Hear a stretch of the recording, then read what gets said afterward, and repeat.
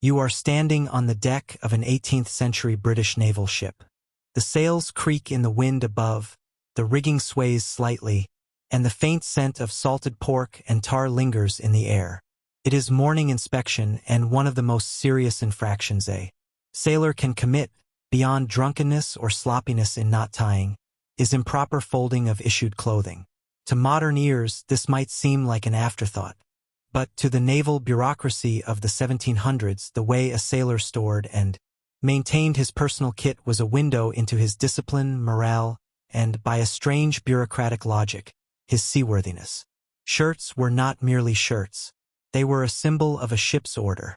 A British Royal Navy sailor was entitled to remarkably few personal items.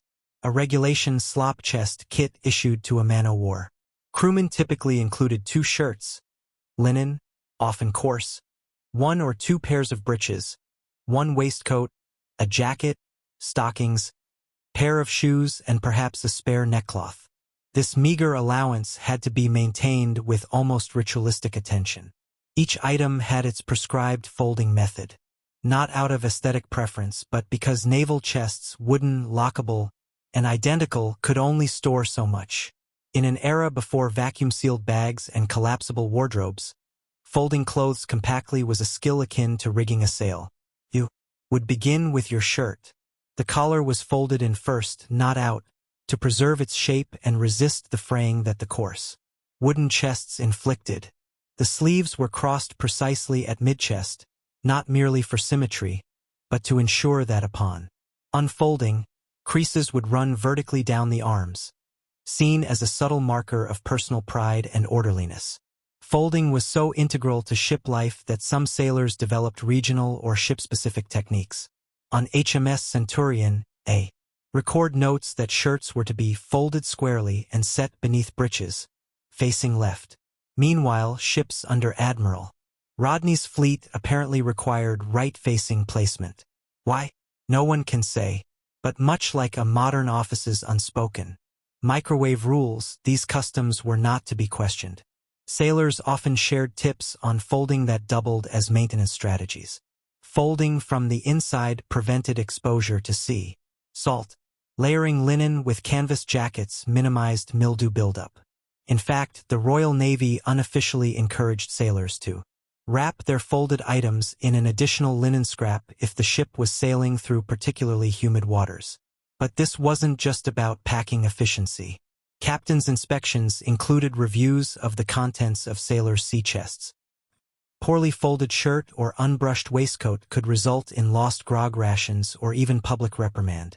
These inspections were ritualized and occurred after particularly long voyages or before reaching port.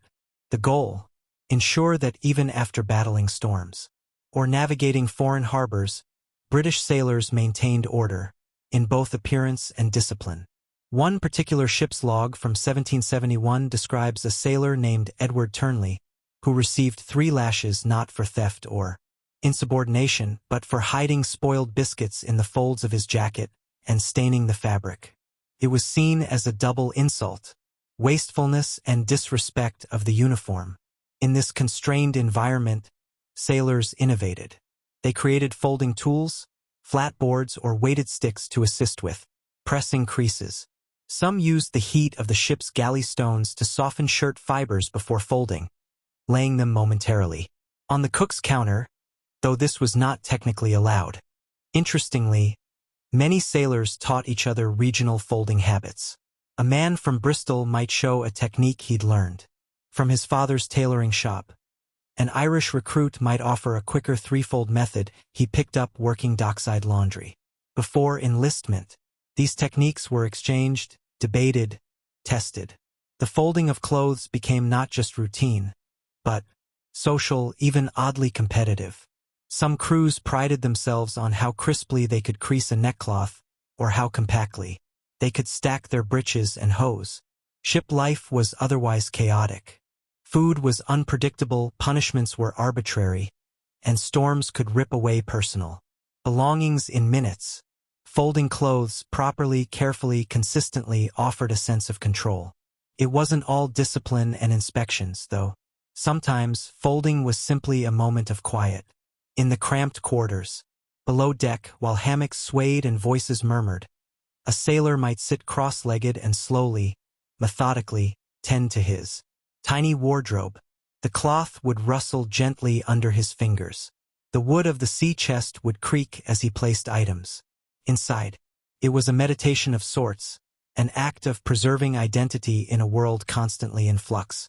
Some officers even made note of this. A naval surgeon named James Brady observed in 1792 that the man who maintains the neatness of his linen is often the man who escapes scurvy and despair. A romantic overstatement, perhaps, but not without its truth. Still, one might ask, in the midst of navigating rough seas, avoiding cannon fire, and enduring weeks of salted meat, why would the British Royal Navy care so deeply about how a man folded his socks? Perhaps the answer lies in what comes next. How folding clothes became tied to the deeper rituals of naval order, and how even the smallest creases were watched for signs of larger unrest. You are back below deck, the timbers groaning above as waves slap the hull. The lantern light swings softly. Here, among the hammocks and sea chests, lies the true heart of the 18th century ship. Not just cannon and canvas, but the small habits that kept its human cargo functioning. And at the center of those habits, laundry. Not in the sense of washing it, though we will come to that, but in the ritual of handling, storing, and folding it. To a modern mind, folding clothes may seem mundane. But on a wooden warship with no private space, no mirrors, and no predictable routine, how a man kept his personal belongings became an extension of how he held himself together. An unspoken grammar developed. Breeches folded a certain way might signal a sailor was new. Carefully pressed stockings might suggest a man of experience or a man hoping for a promotion. Folding became part of a sailor's private dignity, especially when nothing else was his. Most naval gear technically belonged to the crown or the ship. The linen shirt on his back, issued. His shoes, on loan. His sea chest, numbered and standard issue. But how he folded and arranged those few items, that was his alone. The Royal Navy, for all its bureaucracy and order, never issued a formal folding guide. It didn't have to. Shipboard culture made expectations clear. On some vessels, young sailors, often aged 12 to 15, serving as powder monkeys or apprentices, were trained by older crewmates in what to fold, when, and how. There was a ritualistic quality to this training, a kind of apprenticeship in creases and corners. And yet, despite the lack of manuals, punishments for sloppiness were real. The Articles of War, the legal backbone of Royal Navy conduct, mentioned personal appearance only sparingly, but individual. Captains had the authority to set shipboard standards. Many extended that authority deep into the realm of dress. On the HMS Sovereign, a ship's log from 1768 details a week-long punishment of extra duties for a sailor who kept his shirt improperly folded in a hammock sling. The crime? A disorderly and slovenly nature, as evidenced by the rumpled linen and a chest in disarray. Harsh by modern standards, but understandable when one realizes that to officers, a disordered sea chest could signal brewing disobedience. There's a quiet kind of genius in how control was enforced through something so small. In a setting where emotions ran high, fights broke out, diseases spread, mutinies simmered, the folding of clothing became a way to channel energy into structure. Captains and lieutenants knew that if they couldn't control the seas, they could at least control shirts. Consider the laundry routine such as it was. Washing was not a daily affair. Could not be. Water was scarce. Soap, when available, was often homemade from animal fat and would ash harsh and unpleasant. But on calmer days, sailors were sometimes allowed to rinse their linens in seawater. These laundering days were rare, and when they came, they were communal, noisy affairs. Shirts and breeches fluttered from rigging like flags. Sailors scrubbed at planks with stones and brushes. And then came the moment that separated the experienced from the careless. The fold. A damp shirt folded hastily could mildew. A breech left too long in the sun might stiffen beyond. Wearability, timing, attention, and airflow all critical. Some sailors became known as folding experts. They found airflow spots in the hold. They created makeshift press boards. They knew which part of the rigging dried best. This attention didn't go unnoticed. Petty officers and midshipmen ranked between common sailors, and lieutenants often came from middle-class backgrounds with more formal education. Some of them took meticulous notes on crew members' appearance. In letters home, midshipmen occasionally remarked on a man of clean shirt and sharp corners. These phrases weren't just poetic, they were coded evaluations of a man's conduct. What's more, the Navy used folding and dress as part of its public image. When a ship came into port, especially in foreign colonies or near major cities, officers expected sailors to appear in best order. This included white or off-white linen, visibly folded and unwrinkled. If the crew disembarked in wrinkled attire, it could embarrass not just the ship's captain, but the nation it represented. It's hard to overstate how much symbolism folded clothes carried. In a way, the folding was a stand-in for cleanliness, and cleanliness in the 18th century was tied to moral virtue. A tidy man was a disciplined man. A tidy ship was an orderly one. And in the age of empires, order was everything. Below deck, sailors spoke of folding not just in terms of order, but of memory. Some folded their breeches the way their fathers had taught them, 3 folds and a tuck. Some sewed tiny initials into collars to help sort them. Others carried tiny keepsakes, tucked between folds. A lock of hair, a scrap of ribbon, a page torn from a prayer book. Folding became a quiet moment to hold something personal. And then there were the crease superstitions. One widely noted tradition involved folding a shirt inside out before a battle. Some believed it brought luck. Others said it helped with protection from flying splinters.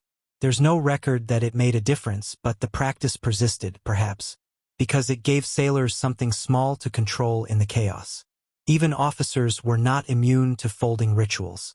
Though their clothing was of finer quality, silks, embroidered waistcoats, tailored breeches, they too had to fold for storage. Their cabins, though private, were small. Chests were limited. A poorly folded coat could wrinkle permanently in sea air. And a wrinkled coat, like a stained epaulette, could cost an officer his sense of authority. You might wonder, in an age of cannon and conquest, why something as unassuming as a crease would matter so deeply. But the more you understand ship life, the more it makes sense. Folding clothing was not about vanity, it was about structure. In a world where so much could not be controlled, the weather, the orders, the next port, the ritual of folding was a quiet rebellion against disorder. As the years passed, some of these traditions faded. Steam replaced sail. Uniforms grew more standardized.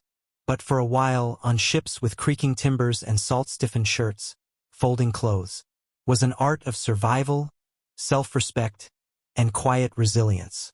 Yet one mystery remains. Why did certain ships insist on left-facing folds, while others swore by the right? The mystery of left-facing versus right-facing folds might seem trivial. But in the ecosystem of an 18th century ship, where daily life operated like a compact, floating village governed by strict hierarchy and ritual, every detail, no matter how small, could echo broader tensions and traditions. You find yourself once again below deck. The light is dim, filtered through the wooden slats above. Faint pitch smell lingers, mingling with damp linen. A sailor named Isaac, newly pressed into service from Portsmouth, is arguing, quietly but firmly, with an older seaman, Thomas, about how to stow his neckcloth. "You're turning it wrong," Thomas mutters. "It should lie flat, fold side left. That's the way we did it under Admiral Steady." Isaac, not yet wise in the way of sea diplomacy, replies, "That's not how they did it on the Vigilant. We faced right, always. What we're witnessing here is not merely a sartorial debate. It's a conflict of memory, loyalty, and Microculture. Each ship functioned as a microstate with its own codes, superstitions, and mannerisms, shaped as much by the captain's personality as by tradition. These idiosyncrasies weren't published in manuals. They were passed down in murmurs, hand motions, and frowns of disapproval. The direction of a fold, then, became something more than utility. It signaled where you came from, who trained you, and what standard you stood by. In a navy that had begun to institutionalize appearance and behavior, complete with uniform regulations, haircut policies, and punishment schedules, folding became one of the few remaining personal expressions. It was not loud, like tattooing a mermaid on your forearm, but it was persistent, quiet, and subversive in its own way. Uniformity in clothing aboard ships was also a relatively new concept. Before the late 1700s, most sailors provided their own garments. There was no set color, no issued pattern. A ship might resemble a floating bazaar of threadbare stripes, patched canvas, and stained wool. But by the mid-18th century, with the expansion of the Royal Navy and its increasing institutional rigor, uniform slop kits became standard. The Admiralty, ever wary of disorder, even introduced blue coats and white trousers as standard wear by the end of the century. But even with these regulations, variation persisted, especially in how garments were cared for and stored. And folding was at the center of that quiet resistance. A fascinating account survives from the logs of HMS Assiduous, a small sloop of war operating in the Caribbean. In 1784, during a week-long port layover in Kingston, Jamaica, a visiting officer noted that the sailors had organized an unofficial best-folded chest contest. The rules were unspoken, but the result was clear. The neatest, best-packed chest received the most nods from mates, the first pick of rations that day, and, according to legend, an extra ration of beer. It was a morale exercise, sure, but it also revealed how deep the ritual of folding had embedded itself in naval life. This wasn't isolated. Across dozens of ships and decades of log entries, we find scattered mentions of neat habit, ordered linen, and remarkable chest. The men who earned such praise weren't just tidy, they were seen as reliable, orderly, perhaps even promotion material. But more than discipline or tidiness, folding offered comfort. Out at sea for months at a time with no letters, no privacy, and no certainty of return, sailors created little rituals to carve out familiarity.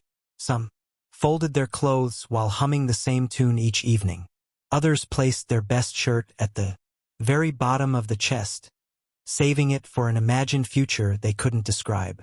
One sailor on the Renown confessed to folding his shirt around a small pebble taken from his mother's garden back in Devonshire. No one knew.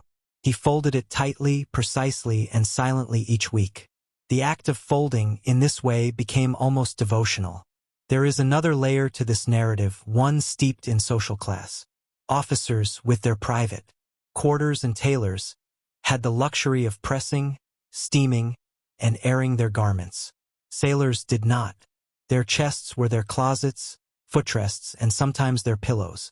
And in that cramped, communal life, folding was the one form of fashion they had.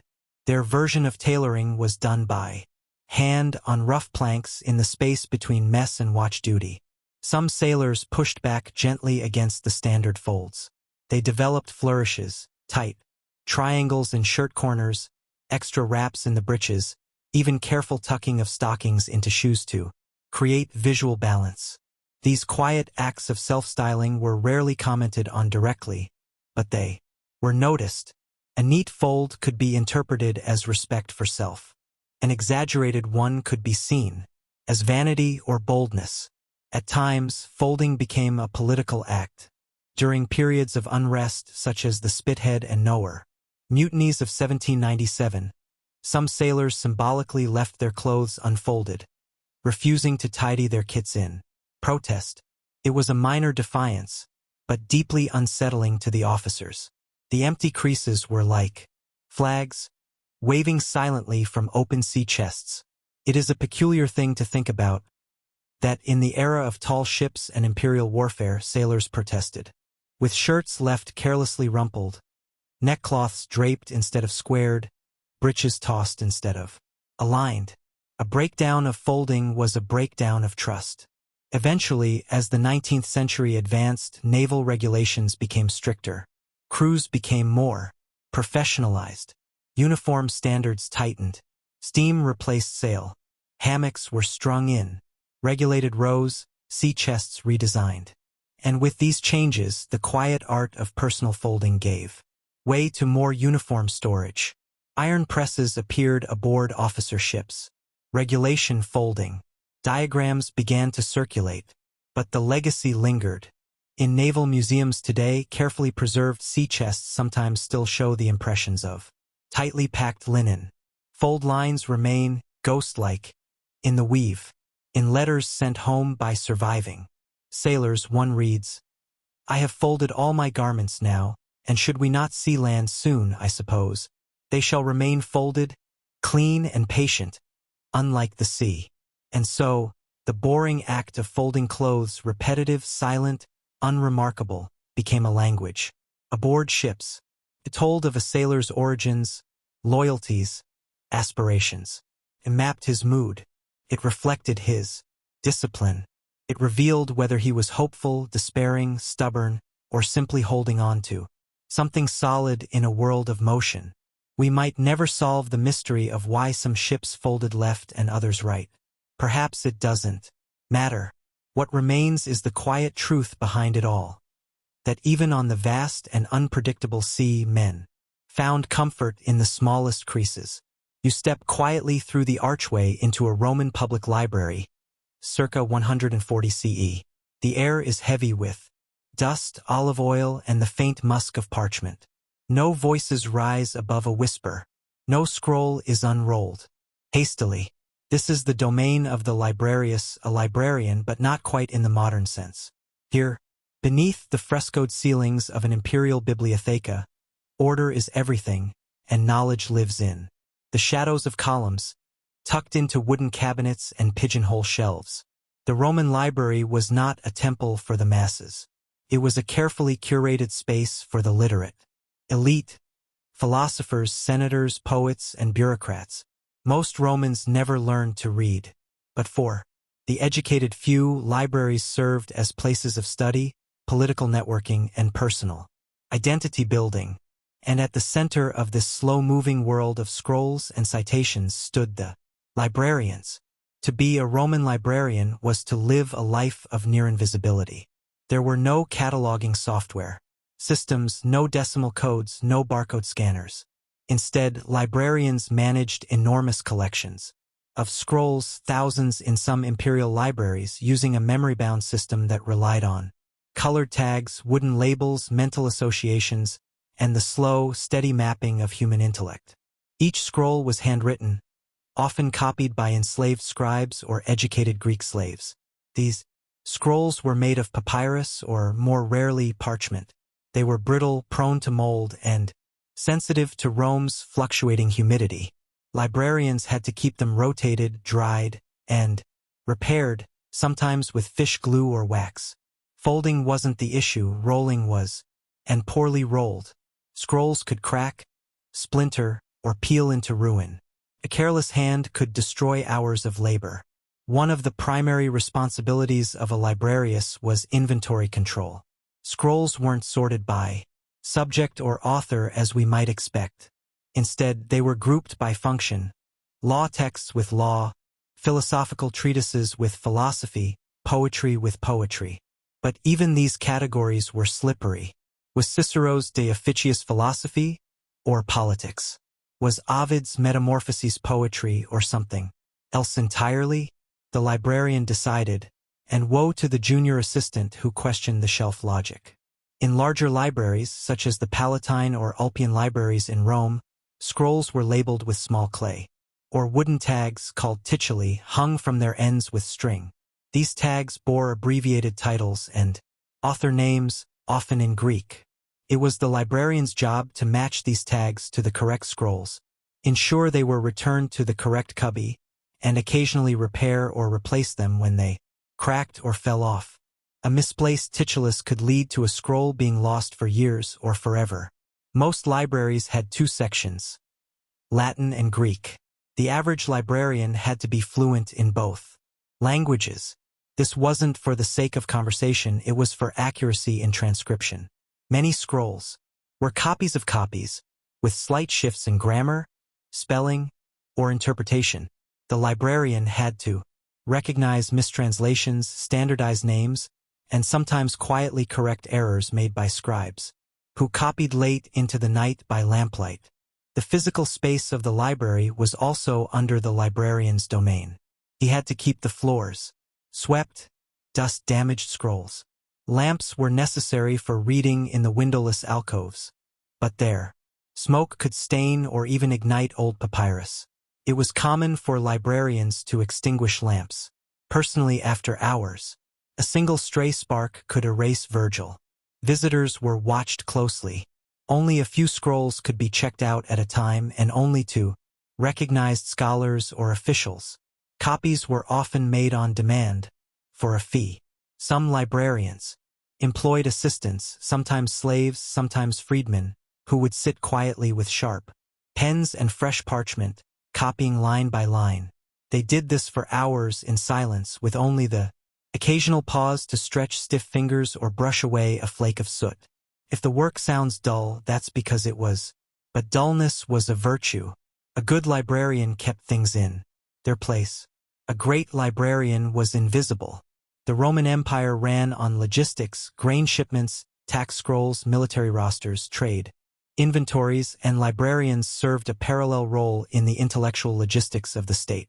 Emperors like Augustus and Trajan invested heavily in public libraries, not because they envisioned a literate population, but because control of knowledge was control of narrative. To staff these repositories, they needed men who could manage, organize, and above all, remember. The best librarians were like walking databases. They could recall not only which cubby held Galen's treatise on medicine, but which version of the text it was, who copied it, and what variant phrasing it used in line 43. One famed librarian, Gaius Caecilius, was rumored to have memorized the location of every scroll in the Palatine Library. Whether or not that's true, his reputation earned him a villa pension from Hadrian. But librarians were not immune to status games. The higher-ranking ones, those assigned to imperial or senatorial libraries, enjoyed certain perks. Slightly higher pay, nicer tunics, and, in rare cases, access to imperial correspondence archives. Lower-ranking librarians, often former slaves or those of plebeian birth, staffed local libraries, struggling with limited scrolls, poor lighting, and demanding patrons who believed a loud voice was proof of philosophical insight. Despite these challenges, many librarians left behind quiet legacies. Some appended brief marginalia to texts, checked, restored, see Flavius, in the consulship of Severus. Others developed shorthand, indexing systems now lost to time. Occasionally, a librarian might preserve a dying text by transcribing it anew, noting, found in damaged state, words missing after line 19. These were not grand gestures. No statues were erected in their honor. But the survival of countless ancient works, Seneca, Pliny, Aristotle, Homer, owes itself to the diligence of men hunched at wooden desks, cataloging with oil-stained fingers and quiet eyes. Still, one wonders, did they resent the work? Or did they find peace in its predictability? What passed through the mind of a librarian as he rolled and re-rolled the same scroll, year after year, knowing it might never be read again? Let us return to the quietude of the Roman Bibliotheca. The same librarian you saw in section 1, perhaps named Lucius or Marcus or Apollodorus, now sits at his worn table in the early hours of the afternoon. The light filters in slanted through a high clerestory window. You can hear the scratch of a reed pen on parchment and the occasional distant cough echoing through the columns. It is copying day. Librarians in imperial Rome didn't just store texts, they preserved and propagated them. Scrolls deteriorated over time, and each new generation of readers required fresh copies. A scroll read too often might fray at the edges or break along creases. A scroll ignored too long might be nibbled by mice or silently mold in its slot. Thus, librarians developed a kind of triage system, which works, needed duplication which should be retired, and which, though politically sensitive or philosophically outdated, should quietly disappear. This task often fell to junior assistants known as librarii minores, or to scribes employed by the state. These men, many of them slaves trained in Greek and Latin, were human photocopiers. They copied, without commentary. They copied for hours. Errors in their work, skipping a line, misreading a faded character could go unnoticed for generations. To mitigate this, some libraries employed a read-aloud system. One scribe would read from a master scroll while several others wrote simultaneously. It was slow and prone to mishearing, especially with Greek loanwords or poetic contractions. But it allowed for faster duplication when demand was high, such as when a popular author like Seneca or Plutarch was in fashion. Demand for copies could spike unpredictably. If a certain senator quoted Epictetus in the Forum, citizens might visit the library in search of his maxims. If a military commander returned with tales of having read Livy in the field, his exploits might boost interest in Roman history. The librarian would then scramble to produce enough scrolls for eager patrons, knowing full well that interest might wane just as quickly, and those copies would gather dust. The logistics were daunting. Each scroll might range from 10 to 30 feet long, written in narrow columns, rolled tightly around wooden rods called umbilici. Ink was made from lampblack or boiled gall, and parchment could crack if handled too roughly. Mistakes had to be scratched out or patched with paste. Rewriting a scroll could take weeks. Librarians also had to decide what not to copy. Censorship in Roman libraries was subtle but ever-present. Texts deemed politically dangerous or morally suspect could be removed or marked for exclusion. In some cases, the librarian would write a polite but damning note, text incomplete, damaged in transit. In other cases, entire works would vanish from the shelves, replaced by safer alternatives or abridged versions. An anonymous librarius in Alexandria once noted that a copy of Lucan's Pharsalia had been edited by imperial request. What the edits entailed, we may never know. Political sensitivities aside, librarians also faced the more mundane challenge of scroll misplacement. Without a formal cataloging system, no card files, no call numbers, scrolls could easily vanish into the wrong cubby, especially if a patron returned them carelessly. A misplaced scroll might remain hidden for years, obscured behind an unlabeled text or stacked behind a column's shadow. Some librarians developed memory tricks. One favored technique was color-coding scroll bindings, red for poetry, black for legal texts, blue for medicine. Others memorized scroll positions through verbal mnemonics or even short poems. A particularly diligent librarian might walk the entire library daily, tracing each shelf with his fingertips, whispering titles to himself like a litany. But not every library had the grandeur of the Palatine or Ulpian libraries. Provincial libraries, such as those in Ephesus, Antioch, or even smaller cities like Arles or Leptis Magna, often operated in cramped converted buildings, lacking dedicated staff or climate control. Scrolls were more prone to moisture damage, and rats were a constant threat. One surviving letter from a librarian in Lugdunum, modern-day Lyon, complains that the scrolls on Gallic customs have been gnawed again. I suspect the mice are philosophers. He was only half joking. Rodents were one of the most persistent enemies of Roman librarians. Despite these hardships, many librarians persevered in quiet pride. They saw themselves as caretakers of the Republic's mind, even as the empire shifted beneath their feet. The best librarians tracked variations between scroll copies, marked unique phrases, and noted when one philosopher contradicted another. Their notations, often written in the margins, helped preserve a record of intellectual debate that textbooks alone could not capture. Some librarians even gained fame for their discretion. When Emperor Hadrian requested a rare, philosophical tract that had been politically suppressed decades earlier, the librarian of the Athenaeum, a young freedman named Helvius Priscus, managed to retrieve a copy from behind a false wall. He presented it without commentary. Hadrian, amused and perhaps impressed, promoted him to curator of the imperial library. Yet, this visibility came with risks.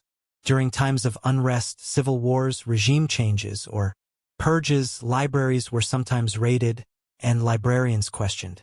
Their knowledge, once a badge of honor, became a liability.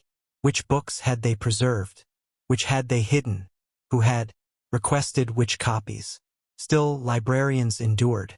They wrote letters to each other across the empire, asking for missing texts or sharing marginal corrections.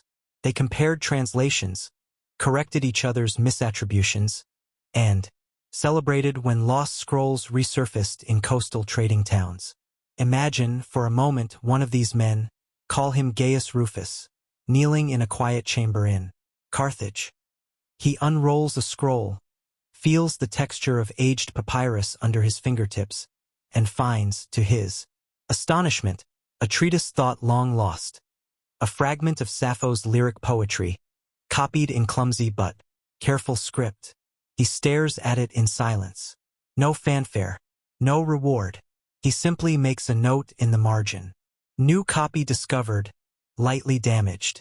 Transcription to begin tomorrow. What texts were never found again?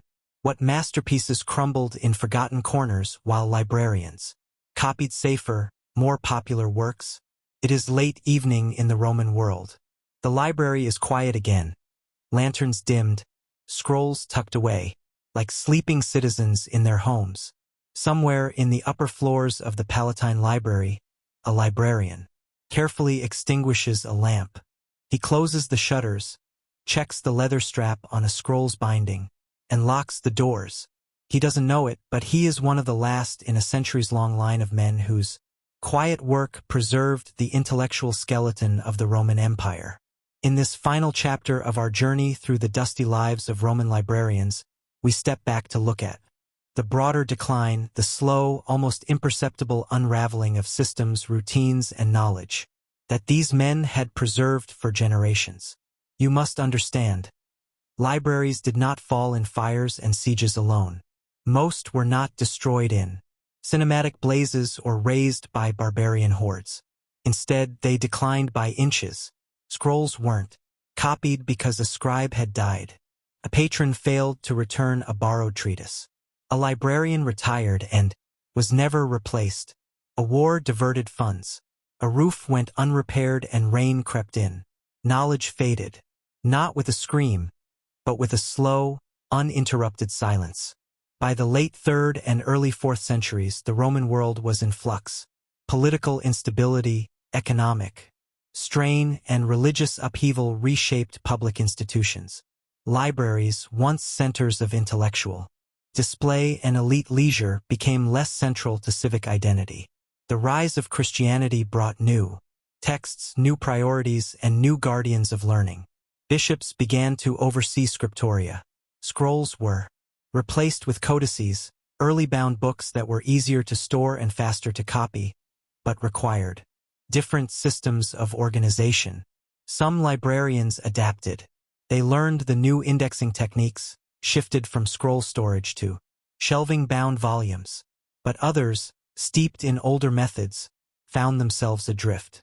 Their careful notations and tag systems didn't apply to codices.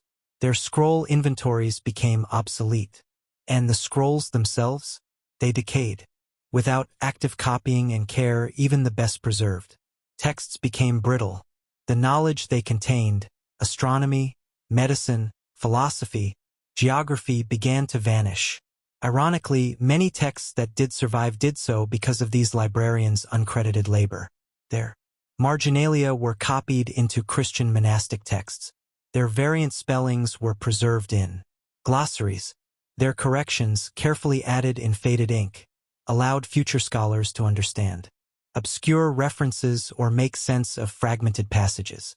Even the rhythm of how we now read ancient authors, broken into books, chapters, arguments, owe something to these ancient custodians who first divided long scrolls into sections. For easier consultation, their influence echoes through every classical anthology and every university library catalog. But what of the men themselves? They were rarely remembered. Their names, when they appear at all, do so in margins or brief dedications. Copied by Sextus, librarian of the Library of Tiberius, or curated by Antigonus under order of the proconsul. No statues were raised for them. No epic poems sang their praises. Their legacy lies in what they saved and in what they couldn't. For every scroll that made it into the hands of medieval monks, 100 were likely lost to time. We know of entire libraries, like the one in the Temple of Peace, whose contents are undocumented. What did those walls hold? Legal records? Comedies? Obscure cosmologies? The Roman librarian would have known, and now no one does. And yet, their influence remains in subtler ways. Their love of precision shaped classical Latin style. Their sorting methods influenced medieval scholars. Their emphasis on preserving variant readings laid the groundwork for modern philology. Even the term library, bibliotheca, is their gift. If you listen closely to the silence of an archive, you can almost hear them still, rustling parchment, murmuring author names, checking for cracks in the bindings. In the end, the Roman librarian was not a sage or a priest or a poet. He was a custodian of scrolls, of systems, and of civilization's memory. His world was dusty, repetitive, and often thankless. And yet, in his own quiet way, he shaped what survived of the ancient world. Today, when you open a copy of the Aeneid or Plato's Republic, pause for a moment and imagine the hand that first rolled it back up, carefully tied the string, labeled the tag, and placed it on a shelf in a columned room, trusting that someone someday might need it again. And ask yourself, how many other scrolls were left unlabeled, unread, slowly turning to dust in the silence? It was a foggy morning in London, sometime in the mid-1860s. You are standing in the basement kitchen of a large townhouse in Belgravia. The upper floors are quiet save for the occasional creak of wood or the clink of silver being polished upstairs. But down here, the real machinery of Victorian respectability hums steadily, powered not by steam but by shoulders, elbows, and tea towels. Yes, tea towels. Those unassuming rectangles of linen, always neatly folded, bleached to a near-blinding white, and pressed with quiet reverence by the under-butler or the second scullery maid. In an era of chimney sweeps and cholera, there may be few symbols of quiet domestic order more overlooked or more essential than the Victorian tea towel. Tea towels were not mere cleaning cloths. In many homes, especially among the middle and upper classes, they were a quiet declaration of a household's discipline. Woven from pure linen or sometimes finely spun cotton, tea towels were designed to dry china and glassware, items far too delicate and socially significant to be left to rougher rags. The quality of one's tea towel could be the difference between a well-received afternoon tea and whispered gossip about water spots on the sugar bowl. The average Victorian household, at least one with aspirations, might have anywhere from 6 to several dozen tea towels, each laundered and ironed to standard. In wealthier homes, towels were even embroidered with monograms or household crests, sometimes in red thread, thought to resist frequent boiling better than blue. In working-class homes, towels were reused and patched, but still treated with a form of practical dignity. Enter the domestic staff. For them, tea towels were not simply part of the laundry, they were their own category. Scullery maids, often the youngest and lowest-ranked staff member in the household, were responsible for washing, drying, and folding them. They learned early on to differentiate between good towels for tea services and guests, middling towels for kitchen glassware and everyday dishes, and scrap towels for the grubbiest pots or for polishing boots. Washing them was no small feat in the mid-19th century. There were no electric washers or chemical detergents. A standard laundering session involved soaking the towels overnight in soap, flake, infused water, scrubbing them against a washboard the next morning, then boiling them to sterilize and whiten the fibers. In some households, bluing agents made from indigo were added to make whites appear crisper. And after washing came drying, not in a machine but outdoors if the weather allowed, or near the basement stove if it didn't. Drying too slowly could lead to mildew. Drying too quickly could cause stiffening. And then came ironing. Victorian irons were cast iron implements heated directly on a stove. They had no dials. Their temperature was gauged by spitting on the surface and observing the sizzle rate. Too cool and the wrinkles stayed. Too hot and the linen scorched, staining it yellow and making it brittle. Ironing tea towels became a kind of art. They were folded into thirds, then halved again to create a flat, layered rectangle suitable for stacking. The folds had to align perfectly, creased but not overpressed, or the linen could weaken over time. More than one housekeeper was known to reject a towel for ragged edge alignment or uneven press finish. The placement of folded towels also mattered. In wealthier homes, they were stored in separate drawers or boxes labeled by purpose: drawing room tea, garden service, guest towel china, use only. A misfiled towel could result in quiet reprimand. After all, in Victorian society, propriety extended to every inch of a household. Ironically, the tea towel's importance grew precisely because of its modesty. It wasn't a showpiece like a silver spoon or an embroidered pillow. It lived in the margins, appearing briefly between the china and the hand that served it. And in those brief appearances, it whispered order, cleanliness, and diligence. This whisper carried up the social ladder. A well-kept towel reflected well on the butler. The butler's orderliness reflected well on the housekeeper, and their competence reflected on the mistress of the house. And so, the linen in a drawer on the lowest shelf of the pantry became part of the machinery of Victorian class performance. Even in less affluent homes, tea towels were carefully maintained. A laundress working in Hackney Inn, the 1870s, noted in her diary, "The towels I mark in corners, always in red. Ma says it keeps us decent." These were not towels for display, they were tools of self-respect. In the broader domestic economy, tea towels also gained quiet significance. Linen makers often used towel designs to experiment with new weave patterns. Some manufacturers, like the Irish firm Dunn and Company, produced seasonal towel collections, marketing them subtly to household managers through printed catalogs. A pattern of barleycorn weave in 1875 was noted for its rapid drying ability, and households paid extra for it. But perhaps most telling is how the tea towel entered the cultural imagination of the time. Not through writing or painting, but through omission. The towel was always there, always used, always refolded. Yet it rarely made it into novels or letters. It was too ordinary, too embedded in the daily routines of life to be noticed. And yet, its very invisibility was part of its power. The towel didn't need to be named. Its crispness, or lack thereof, spoke volumes. One might wonder, how many daily dramas unfolded around those towels? How many young scullery maids cried quietly after burning a corner? How many were promoted for mastering the triple layer, fold before their peers?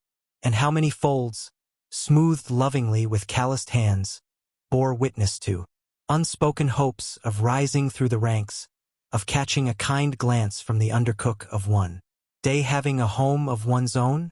The clock in the scullery ticks softly, an oddity, since few kitchens could afford the luxury of timekeeping, but this one does. It marks the hours of quiet toil, of folding and stacking, of matching linen fibers to social standing. The tea towels sit nearby, pressed and poised, waiting for their brief moment in the drawing room. Their whiteness seems to glow faintly in the dim light, testimony to hours of invisible labor. In Victorian Britain, The tea towel was not merely a utilitarian tool. It was a node in a deeply gendered, class-defined, and almost ceremonial order.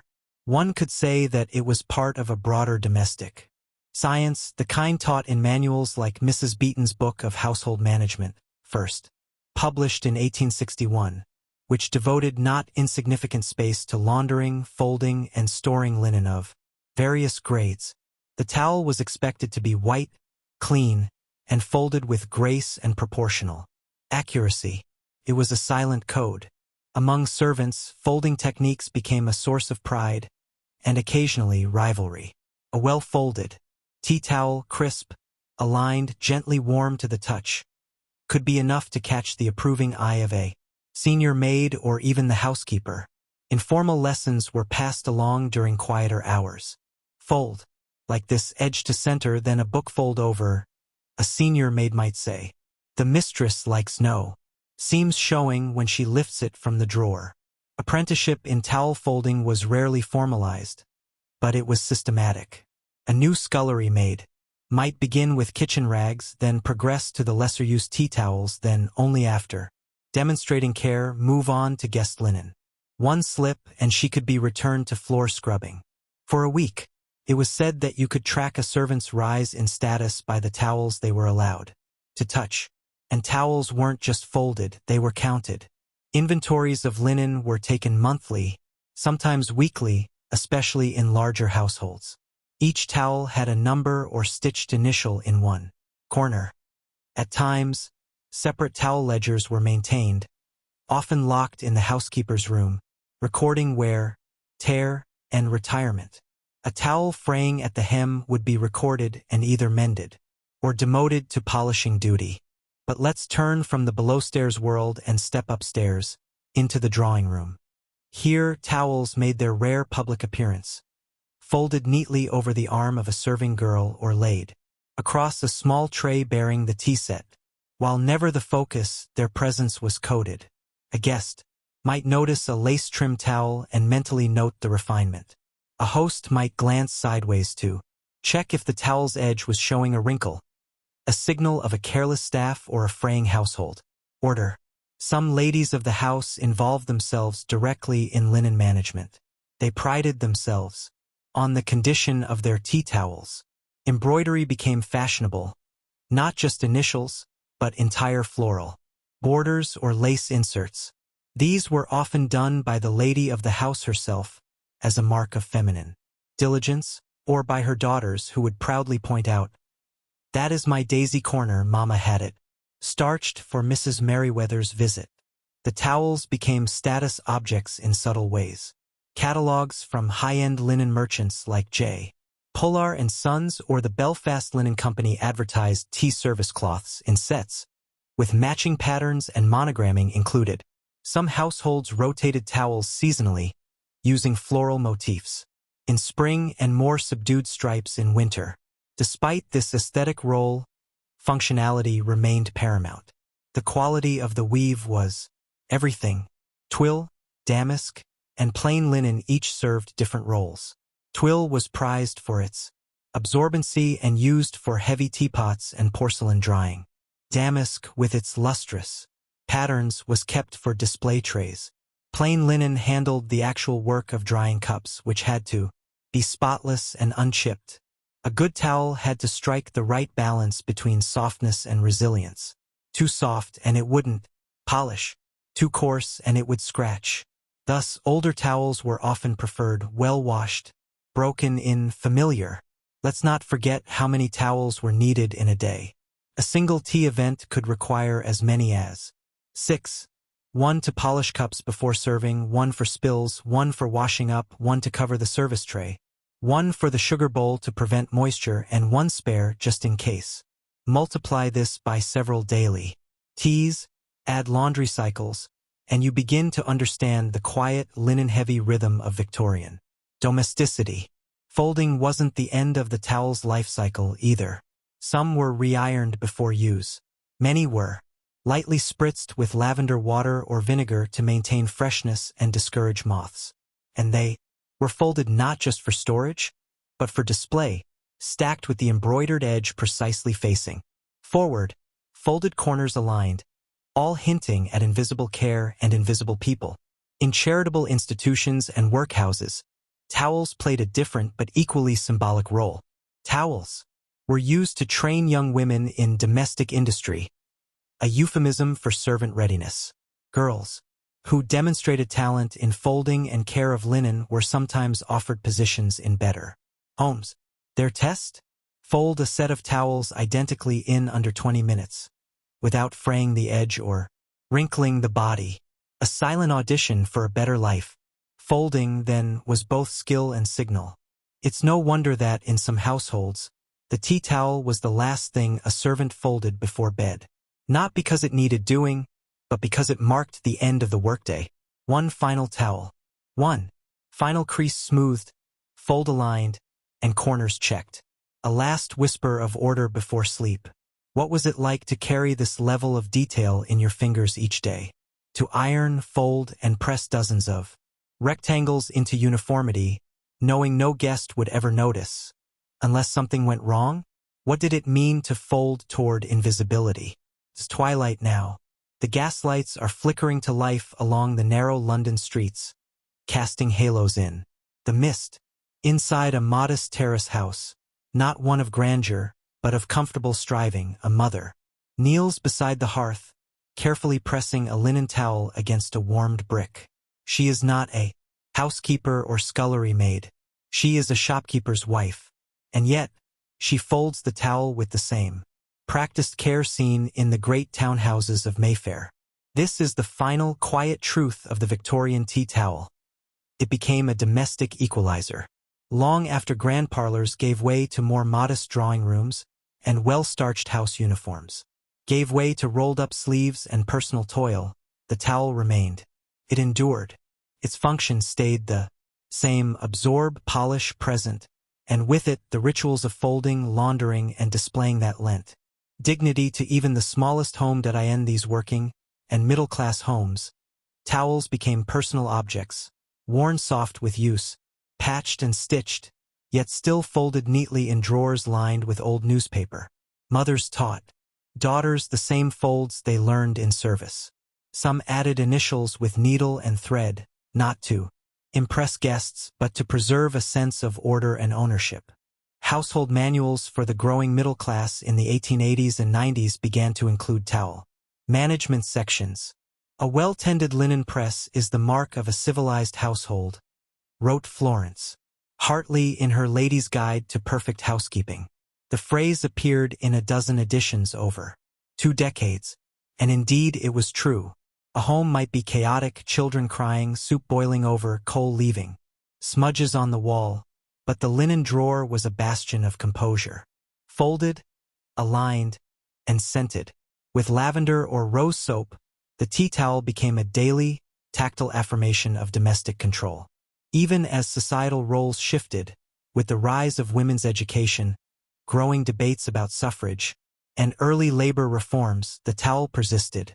Folding it was often one of the few moments in the day that belonged wholly to the woman folding it.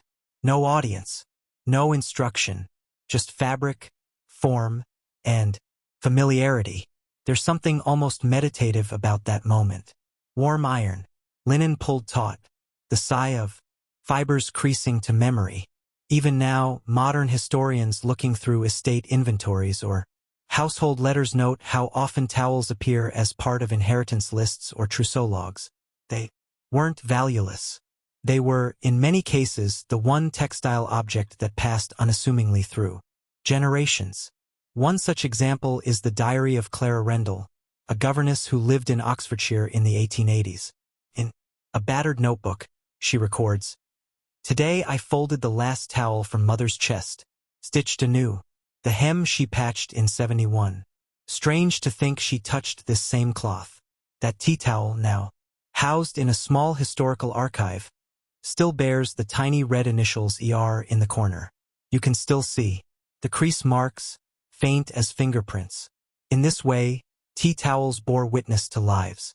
They polished the porcelain of wedding gifts, dried the cups of morning tea, and lay folded in drawers as children grew, moved out and returned. They were touched more than they were seen. By the end of the Victorian era, changes in domestic life, electric irons, centralized laundries, the slow decline of live-in servants, meant that the routines around tea towels began to fade. But the memory of those folds lingered. They were built into hands, into habits, into how one person might show another that they cared, not with words, but with cloth warmed, pressed, and laid just so. It's worth asking in this final section, why does this all matter? Why do we spend so many words on something so banal as a towel? Remained. It endured. Its function stayed the same: absorb, polish, present, and with it the rituals of folding, laundering, and displaying that lent dignity to even the smallest home. In these working and middle-class homes, towels became personal objects, worn soft with use, patched and stitched, yet still folded neatly in drawers lined with old newspaper. Mothers taught daughters the same folds they learned in service. Some added initials with needle and thread, not to impress guests but to preserve a sense of order and ownership. Household manuals for the growing middle class in the 1880s and 90s began to include towel management sections. A well-tended linen press is the mark of a civilized household, wrote Florence Hartley in her Lady's Guide to Perfect Housekeeping. The phrase appeared in a dozen editions over 2 decades, and indeed it was true. A home might be chaotic, children crying, soup boiling over, coal leaving, smudges on the wall, but the linen drawer was a bastion of composure. Folded, aligned, and scented.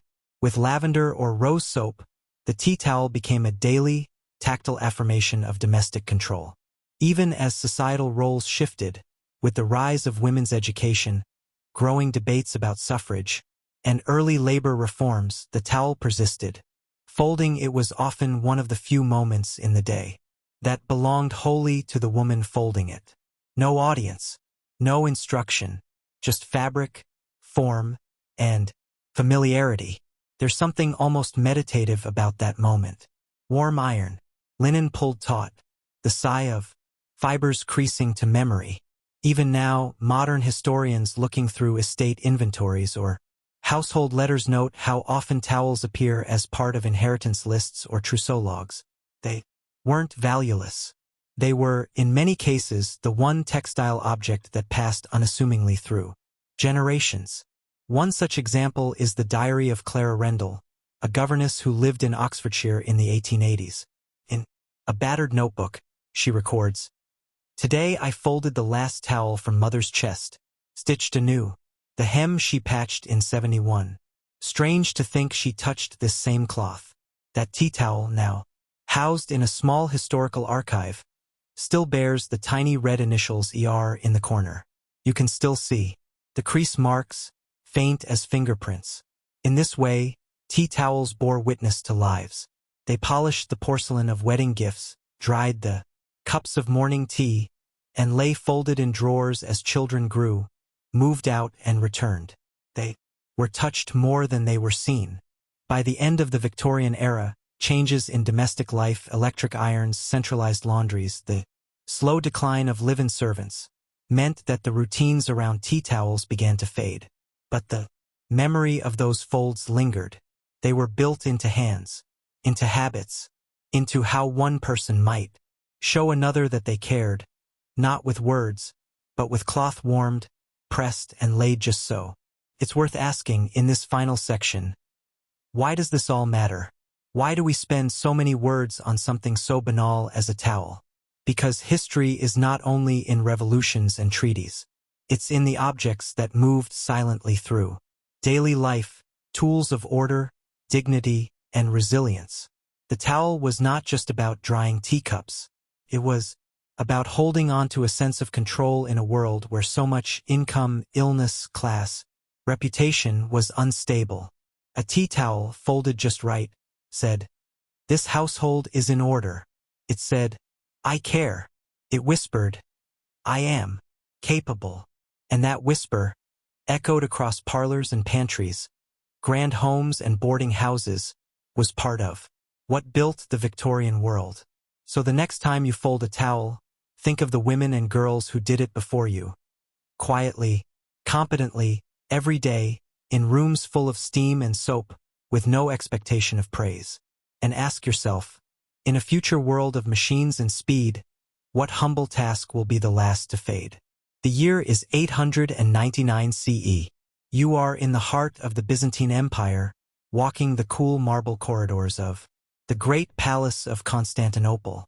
Silk curtains sway in the warm sea breeze, muffling the sound of sandals against tiled floors. Outside, the city bustles with scribes, scholars, merchants, and monks.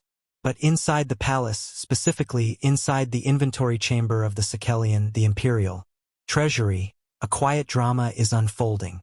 A spoon is missing. Not a sword, not a jewel, not a chest of gold bezants. A spoon. It is, to be precise, a silver serving spoon from the imperial banquet set known as the trapezophoricon argyricon.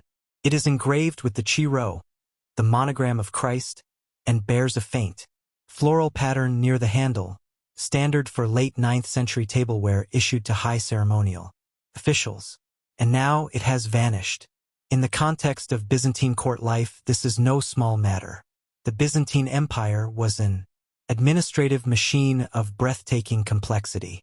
Every item in the emperor's possession, every sandal, every candle, every dining implement was logged, cross-referenced, and accounted for in triplicate. The empire did not trust to memory. It trusted to parchment and protocol. The spoon was last seen 3 days ago, used during a midday ceremonial luncheon in the triclinos, the domed dining hall reserved for mid-ranking dignitaries. After the meal, it should have been returned, along with 47 other identical pieces, to the silver steward, or Chartularios II Argyrikou. That it wasn't suggests not theft, but disorder, perhaps an error in counting, perhaps a servant distracted, perhaps even a misplacement beneath a napkin. But in Byzantium, disorder was dangerous. The empire, for all its shimmering mosaics and theological treatises, lived in fear of disarray. It saw the slightest breach of protocol as a crack in the divine order. If a spoon could go missing, what else might slip through the cracks? Enter the spoon investigation. The incident is recorded, perhaps embellished, in the margins of a surviving inventory log now housed in the Vatican Library. The entry is terse. 1 silver spoon, assigned to third table, unreturned as of morning reckoning. Investigation begun. You might imagine a frantic search, a banging of cupboards, a shaking of linen.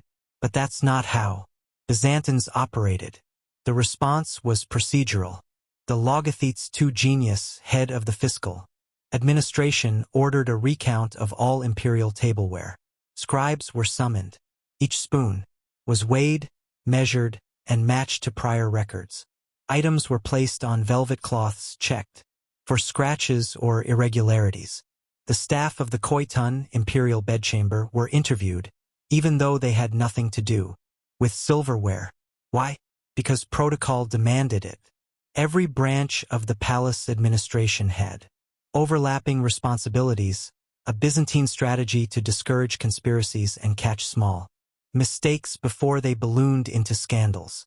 The chief eunuch, who managed domestic affairs, made a formal notation in the Days Canonicon, the official household registry. The serving maid responsible for the third table was temporarily reassigned to incense management. The silver steward, fearing reprimand, offered to replace the spoon with one from his own household. But no one accepted. It was not just about the spoon. It was about the idea of the spoon, the system it represented. In Byzantium, spoons weren't merely utensils. They were symbols of order, hierarchy, and theology. Each meal in the palace followed sacred structure. The emperor dined from gold. Patriarchs used silver.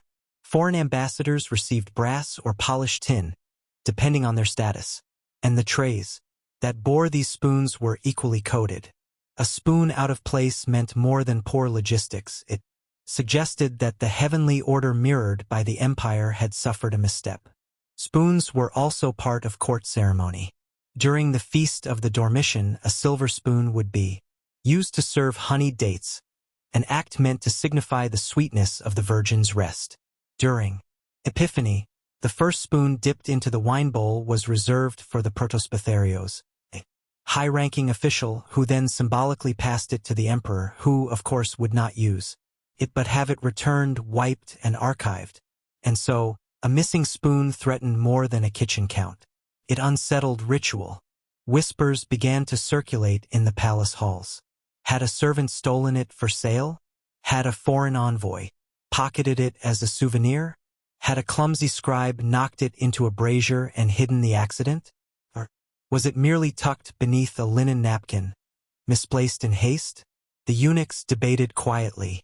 A special fast was held by the kitchen staff, part penance, part plea for divine intercession. And all the while, the emperor, likely Leo VI, known as the Wise, remained publicly silent on the matter. But palace insiders say he was not pleased. Meanwhile, behind the scenes, the palace's cleaning stewards performed a rare linen audit. Tea, cloths, yes, Byzantium had tea-like infusions, towels and table coverings were shaken out, examined for silver catch and folded anew. Several spoons from older sets were uncovered during this process. One dated to the reign of Basil I, long thought melted down. But not the missing one. 3 days turned into a week. The incident began to take on an air of legend. Jokes spread among the scribes. What is round, silver, and feared by the entire treasury? But for those involved, it was no laughing matter. Reprimands loomed. Promotion lists stalled. The emperor delayed the next ceremonial banquet, citing inventory irregularities. Some speculated that this was mere symbolism, a gesture of discipline, a way to remind the court that no item, however small, was beneath notice. What was it, then, about this spoon? Was it the item itself or the system it represented? And would the empire find peace again if, by some miracle, it reappeared? It has now been 12 days since the silver spoon vanished from the third table. The weather in Constantinople remains warm, with gulls wheeling above the golden dome of Hagia Sophia. The hippodrome bustles with chatter and chariot wagers. But within the palace walls, the tension has curdled into ritualized unease. You walk through the outer courts of the Bucolian Palace Annex, and hear low murmurs. The spoon, matter to Zedima to Catalia, has stalled a planned diplomatic banquet with envoys from Trebizond, not cancelled, merely delayed. But in an empire whose legitimacy flowed from order, that delay sends ripples through every bureaucratic current. Inside the imperial inventory chamber, the anxiety has become procedural. The logothetes too, Oiku, overseer of the imperial household, has ordered a formal inventory reconciliation rite, rarely invoked and reserved for disturbances of sacred symmetry.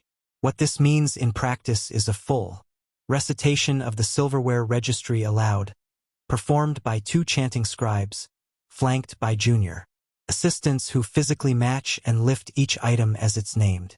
It is slow, reverent, and exhausting. The ritual serves several purposes: as a reaffirmation of administrative control, as a kind of audit, and, somewhat superstitiously, as a means of drawing divine attention to what has gone wrong. In the mystical mindset of Byzantium, even household disorder might hint at heavenly displeasure. Thus, the rite becomes penitential. The steward of silverware, now pale and visibly sleep-deprived, submits daily written affirmations of his own accounting. He has even commissioned a sketch of the missing spoon from a palace miniaturist to aid the investigation. The resulting image, rendered in careful inkstrokes with annotated dimensions, shows the spoon to be about 17.8 centimeters in length, with a flattened, fig-shaped bowl and twisted handle design popular under the Macedonian dynasty. Interestingly, this visual record spawns its own form of confusion. Some claim the spoon shown is too ornate to be a third-table item. Others assert that it matches an older set, decommissioned during the reign of Emperor Michael III. A small circle of scholar clerks now debate whether the missing spoon had been improperly reassigned, and thus perhaps never meant to be where it went missing. If so, then the spoon is not lost, but miscategorized. This hypothesis introduces a new layer of complexity. The Byzantine administration, famed for its interlocking hierarchies, often maintained multiple overlapping records. Each department, treasury, protocol, liturgy, kept its own inventory, each with subtle differences in terminology, categorization, or scope.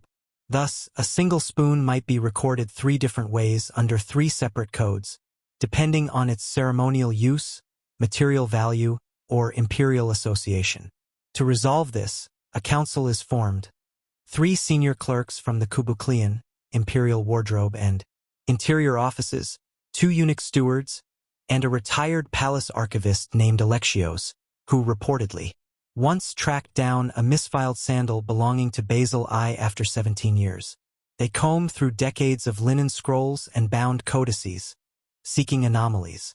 In the records for a feast during Pentecost 4 years earlier, they find a scribal mark beside a silver spoon entry, 2 vertical lines in red ink, meaning item under reassignment. But no follow-up record exists. Did the reassignment ever occur? Meanwhile, down in the laundry cellars beneath the palace, servants are instructed to inspect the cleaning bundles. Towels, cloths, ceremonial covers, and napkins are aired out, examined by candlelight. Nothing. The senior laundry mistress, a sharp-eyed widow named Cashin, suggests checking the insides of velvet utensil pouches. Each spoon was stored in one when not in use. Some pouches, she reminds them, were made with double linings during a particularly luxurious phase of Basil II's reign, and so they are checked one by one. On the 6th day of this phase of the search, an apprentice in the laundry room lets out a quiet gasp.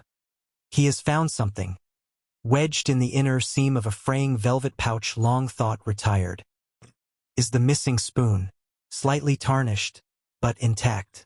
Its reappearance sends ripples through the court. The spoon is not immediately returned to its storage tray. Instead, it is placed on a velvet cloth atop a marble pedestal in the palace chapel, where it remains for a full day and night under oil lamp vigil. Short Thanksgiving service is held, led by a subdeacon who gives thanks for the return of this small but faithful servant of order. Then comes the rectification. This is not merely an act of shelving. The return of the spoon must be reintegrated into the broader system. Its reentry is logged in 3 separate registers. A new tag is affixed to its handle, a thin bronze band engraved with its full inventory title and the date of its recovery. A marginal note is added to the registry. Returned from obscurity on the feast of Saint Euphemia, the steward is formally cleared of negligence. The reassigned scullery maid is reinstated. A small note is sent via ornate scroll to the delegation from Trebizond. The banquet is now rescheduled. The tables will be set again, and all will proceed according to proper liturgical and diplomatic sequence. And the spoon? It is placed carefully back among its brethren, third from the left, beside its twin, which had looked a little off balance without it. The table once again shines in mirrored perfection. The folds of the linen, napkins seem sharper, the goblets gleam, but even as the spoon is restored, a question lingers.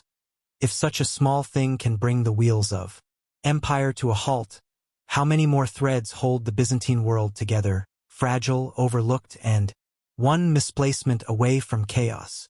The banquet is held at last. Candles flicker against golden mosaics. Courtiers murmur into goblets of honeyed wine, and on the table, neither centerpiece nor afterthought, rests the once-lost silver spoon. No special mention is made of it, and yet its presence is felt, like the final note of a long and complicated hymn settling into silence. You might think the spoon's return would end the matter, but this is Byzantium. In the weeks following the incident, the Imperial Secretariat quietly issues a new procedural memorandum on the proper maintenance and audit of table implements in service to the Chrysotriclinos and affiliated halls. It is 13 pages long, bound in purple-stamped parchment, and includes an addendum on the acceptable tolerances for spoon curvature where. The memo includes these updates. All serving spoons are to be weighed monthly. Cloth pouches must be stitched with visible seams. Any silver implement found misaligned in its tray must be reported, even if not missing. A quarterly recitation audit is now required for the fourth table as well as the third. The policy is meticulous. It reflects the Byzantine obsession with codification, but it also reflects something deeper, the idea that perfection, once disrupted, must be overcorrected to reaffirm control. Across the palace, minor administrators begin to panic. If a spoon could cause this much disruption, what might happen if an incense ladle went uncounted, or a wine sieve misplaced? Suddenly there is a surge in parchment orders as clerks double-record every copper skewer and ceremonial plate. Laundry pouches are catalogued by weave type. The candle room steward proposes adding wax seal. Verification to oil lamp wicks. In a strange way, the spoon has made the empire more Byzantine. But not everyone is displeased. Some see opportunity in the chaos. One steward, previously considered too young for promotion, gains notoriety for proposing a cross-departmental utensil tagging system, eventually earning a minor honorific. A former scribe pens a didactic poem, The Lost Spoon's Return, which circulates among palace staff as a parable on diligence and redemption. Even the clergy take note. A homily delivered in the Hagia Irene draws parallels between the lost spoon and the parable of the lost coin, suggesting that even the smallest vessels of our service, when restored, bring joy to the angels and order to the realm. The analogy may be a stretch, but in Byzantium, theology bends easily toward bureaucracy. Some months later, the original spoon is quietly rotated out of service. It is placed in a sealed case, now considered both sacred and suspect.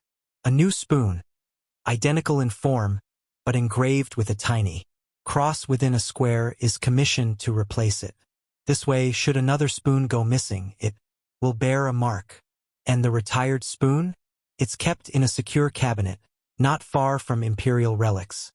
A feather said to be from John the Baptist's robe, a ceramic bowl claimed to have caught oil at the miracle of Myra, and a cracked drinking vessel, once used by Emperor Theophilos during a summer siege.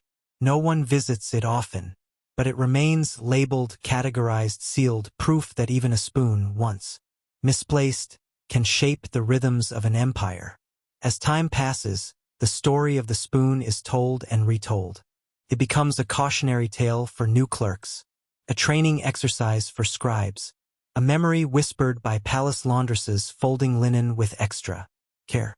And centuries later, long after the empire itself has vanished, the inventory scroll that recorded its loss survives, tucked into the archives of a Venetian merchant, misfiled under religious tracts. The spoon is never mentioned by name, of course, only by position, weight, and ceremonial use. But the detail is unmistakable. Restored from error, fitted again into the order of things. Therein lies the legacy. The spoon mattered not because it was silver, but because it was known, counted, folded into ritual, placed just so. In the Byzantine worldview, every object had its place, every place had its meaning, and meaning itself was a form of control. To misplace a spoon was to let the world slip slightly out of alignment.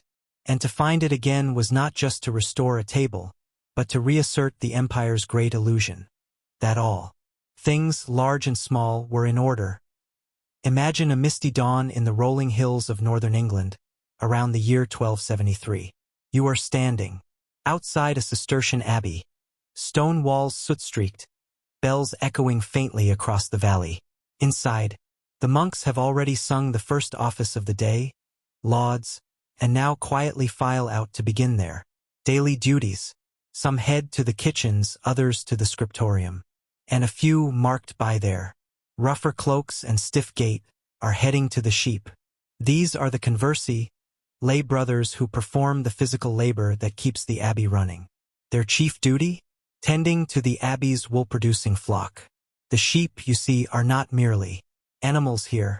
They are the economic backbone of monastic life. And the monks, contrary to the serene image often evoked by candlelit chanting, spend much of their time counting them. Not metaphorically, literally. Medieval monasteries were deeply invested in wool production, particularly in England and northern France. Abbeys such as Fountains, Rievaulx, and Clairvaux became major players in the European wool trade. Their flocks could number in the thousands, spread across dozens of pastures and granges. Each sheep represented money, sustenance, parchment, and even political leverage. And so the monks counted, not once, not casually, but obsessively. You might be surprised to learn how methodical these men were. Far from being quaint or bumbling, their record-keeping was remarkably precise, sometimes surpassing that of secular estates. In wax, tablets, and parchment rolls, they logged sheep by age, breed, wool quality, and pasture location. There were separate tallies for rams, ewes, wethers, castrated males raised for wool, and lambs. Some records even note birth order and fleece consistency. A surviving inventory from Moe Abbey, Yorkshire, 1286, lists sheep numbers by fold, the temporary pens where sheep slept at night. The entries read like this: Fold of St. Guthlac, 112 ewes, 4 rams, 15 lambs. Fold of Blessed Mary, 87 wethers, 3 injured, 2 suspected for culling. Fold of the Hill Grange, 163 total, wool clipped 3 days prior. At the core of these records is the need for consistency. A single miscount could lead to lost revenue or worse, suspicions of theft. So how did monks keep track? The answer: systems. Boring, brilliant, and incredibly detailed systems. Each morning, before sunrise, lay brothers and hired herdsmen would perform a roll call, a verbal and visual count, moving sheep from fold to pasture. Using shepherd's crooks and marked stones or wooden tallies, they'd record changes in herd size. A sheep marked with colored chalk might be noted as pending for illness. A lamb found dead, a frequent occurrence, would be recorded immediately, its carcass examined to determine cause, disease, wolf, or accident. These tallies were passed on to the cellarer or granatorius, the monk in charge of provisioning and trade. He would copy them into a parchment ledger, cross-referencing with the prior week's numbers. One particularly diligent monk at Rievaulx Abbey added notes in the margins. The ewe with the black spot on shoulder again strayed, must bind fence with thorn. Sheep counting wasn't just economic. It was seasonal. That in spring, lambing began. The monks kept vigil overnight during the peak weeks, assisting with births, and marking newborns with thread loops around their necks. In summer came shearing. Shearers, often hired laymen, worked under supervision in long stone barns called shearing sheds. The fleece was weighed, bundled, and stored in wax sacks. Monks counted the bundles not just for trade but to ensure none went missing in transit. And in winter, when flocks thinned due to cold and wolves, the counts became grimly repetitive.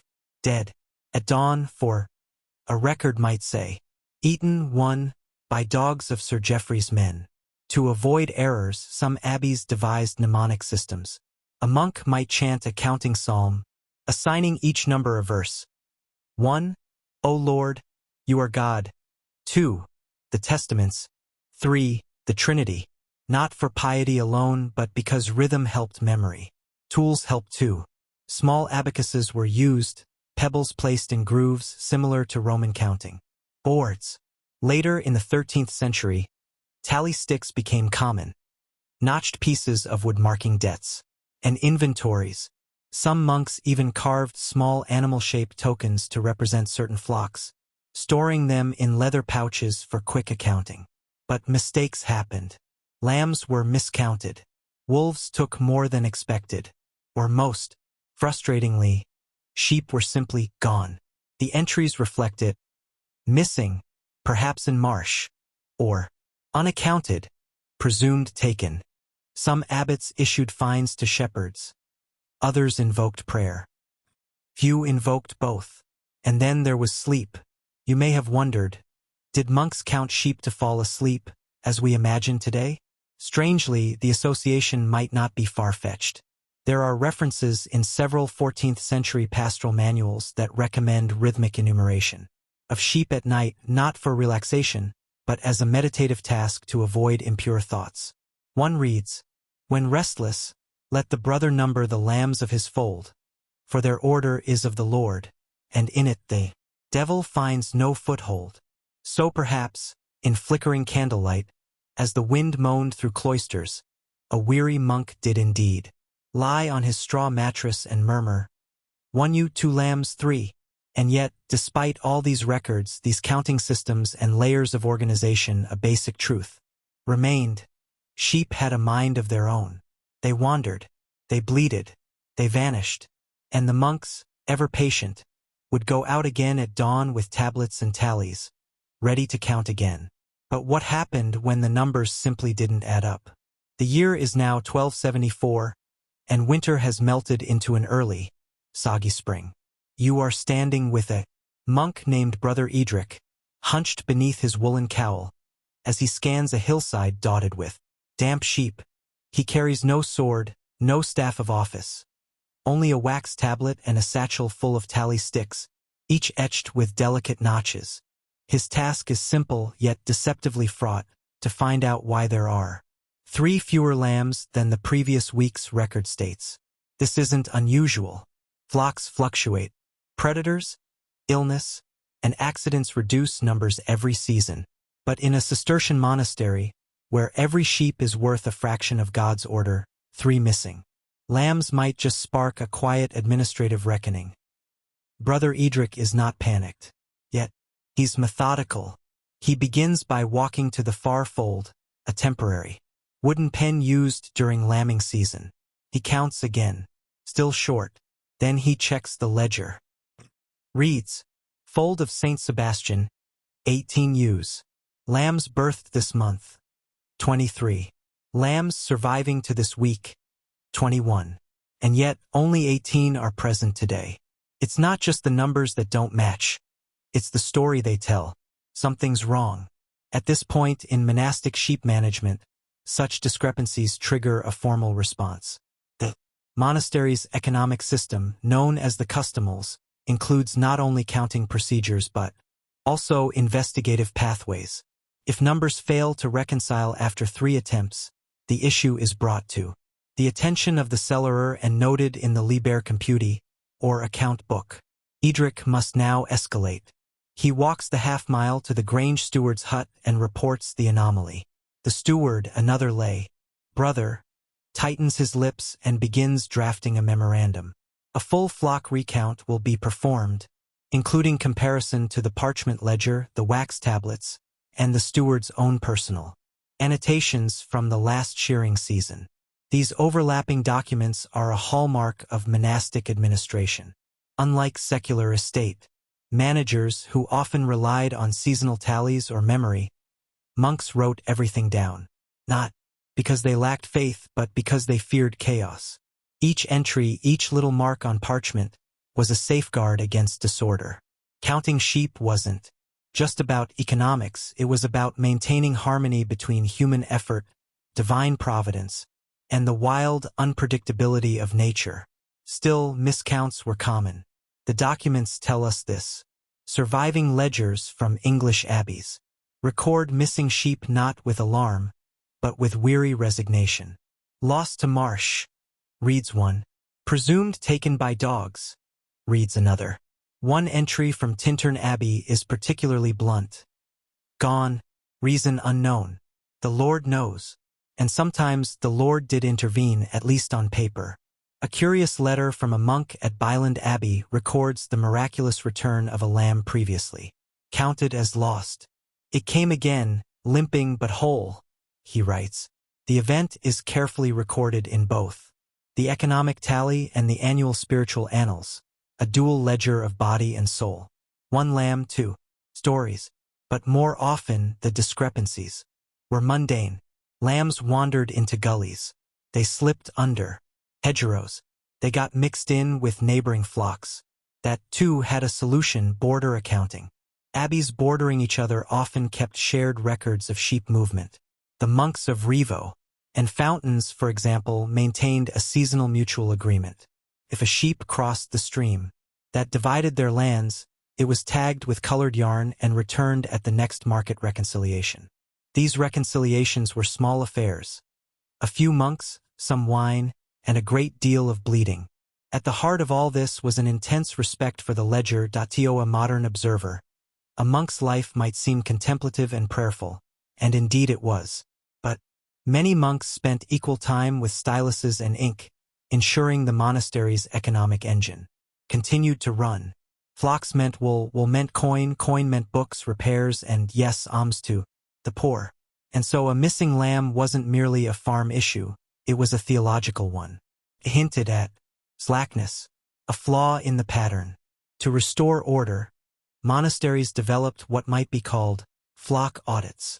Once per quarter, the abbot or his representative would walk the granges, not just to check sheep but to inspect records. Ledger against wax, tablet against tally, brother against brother in the most civil sense.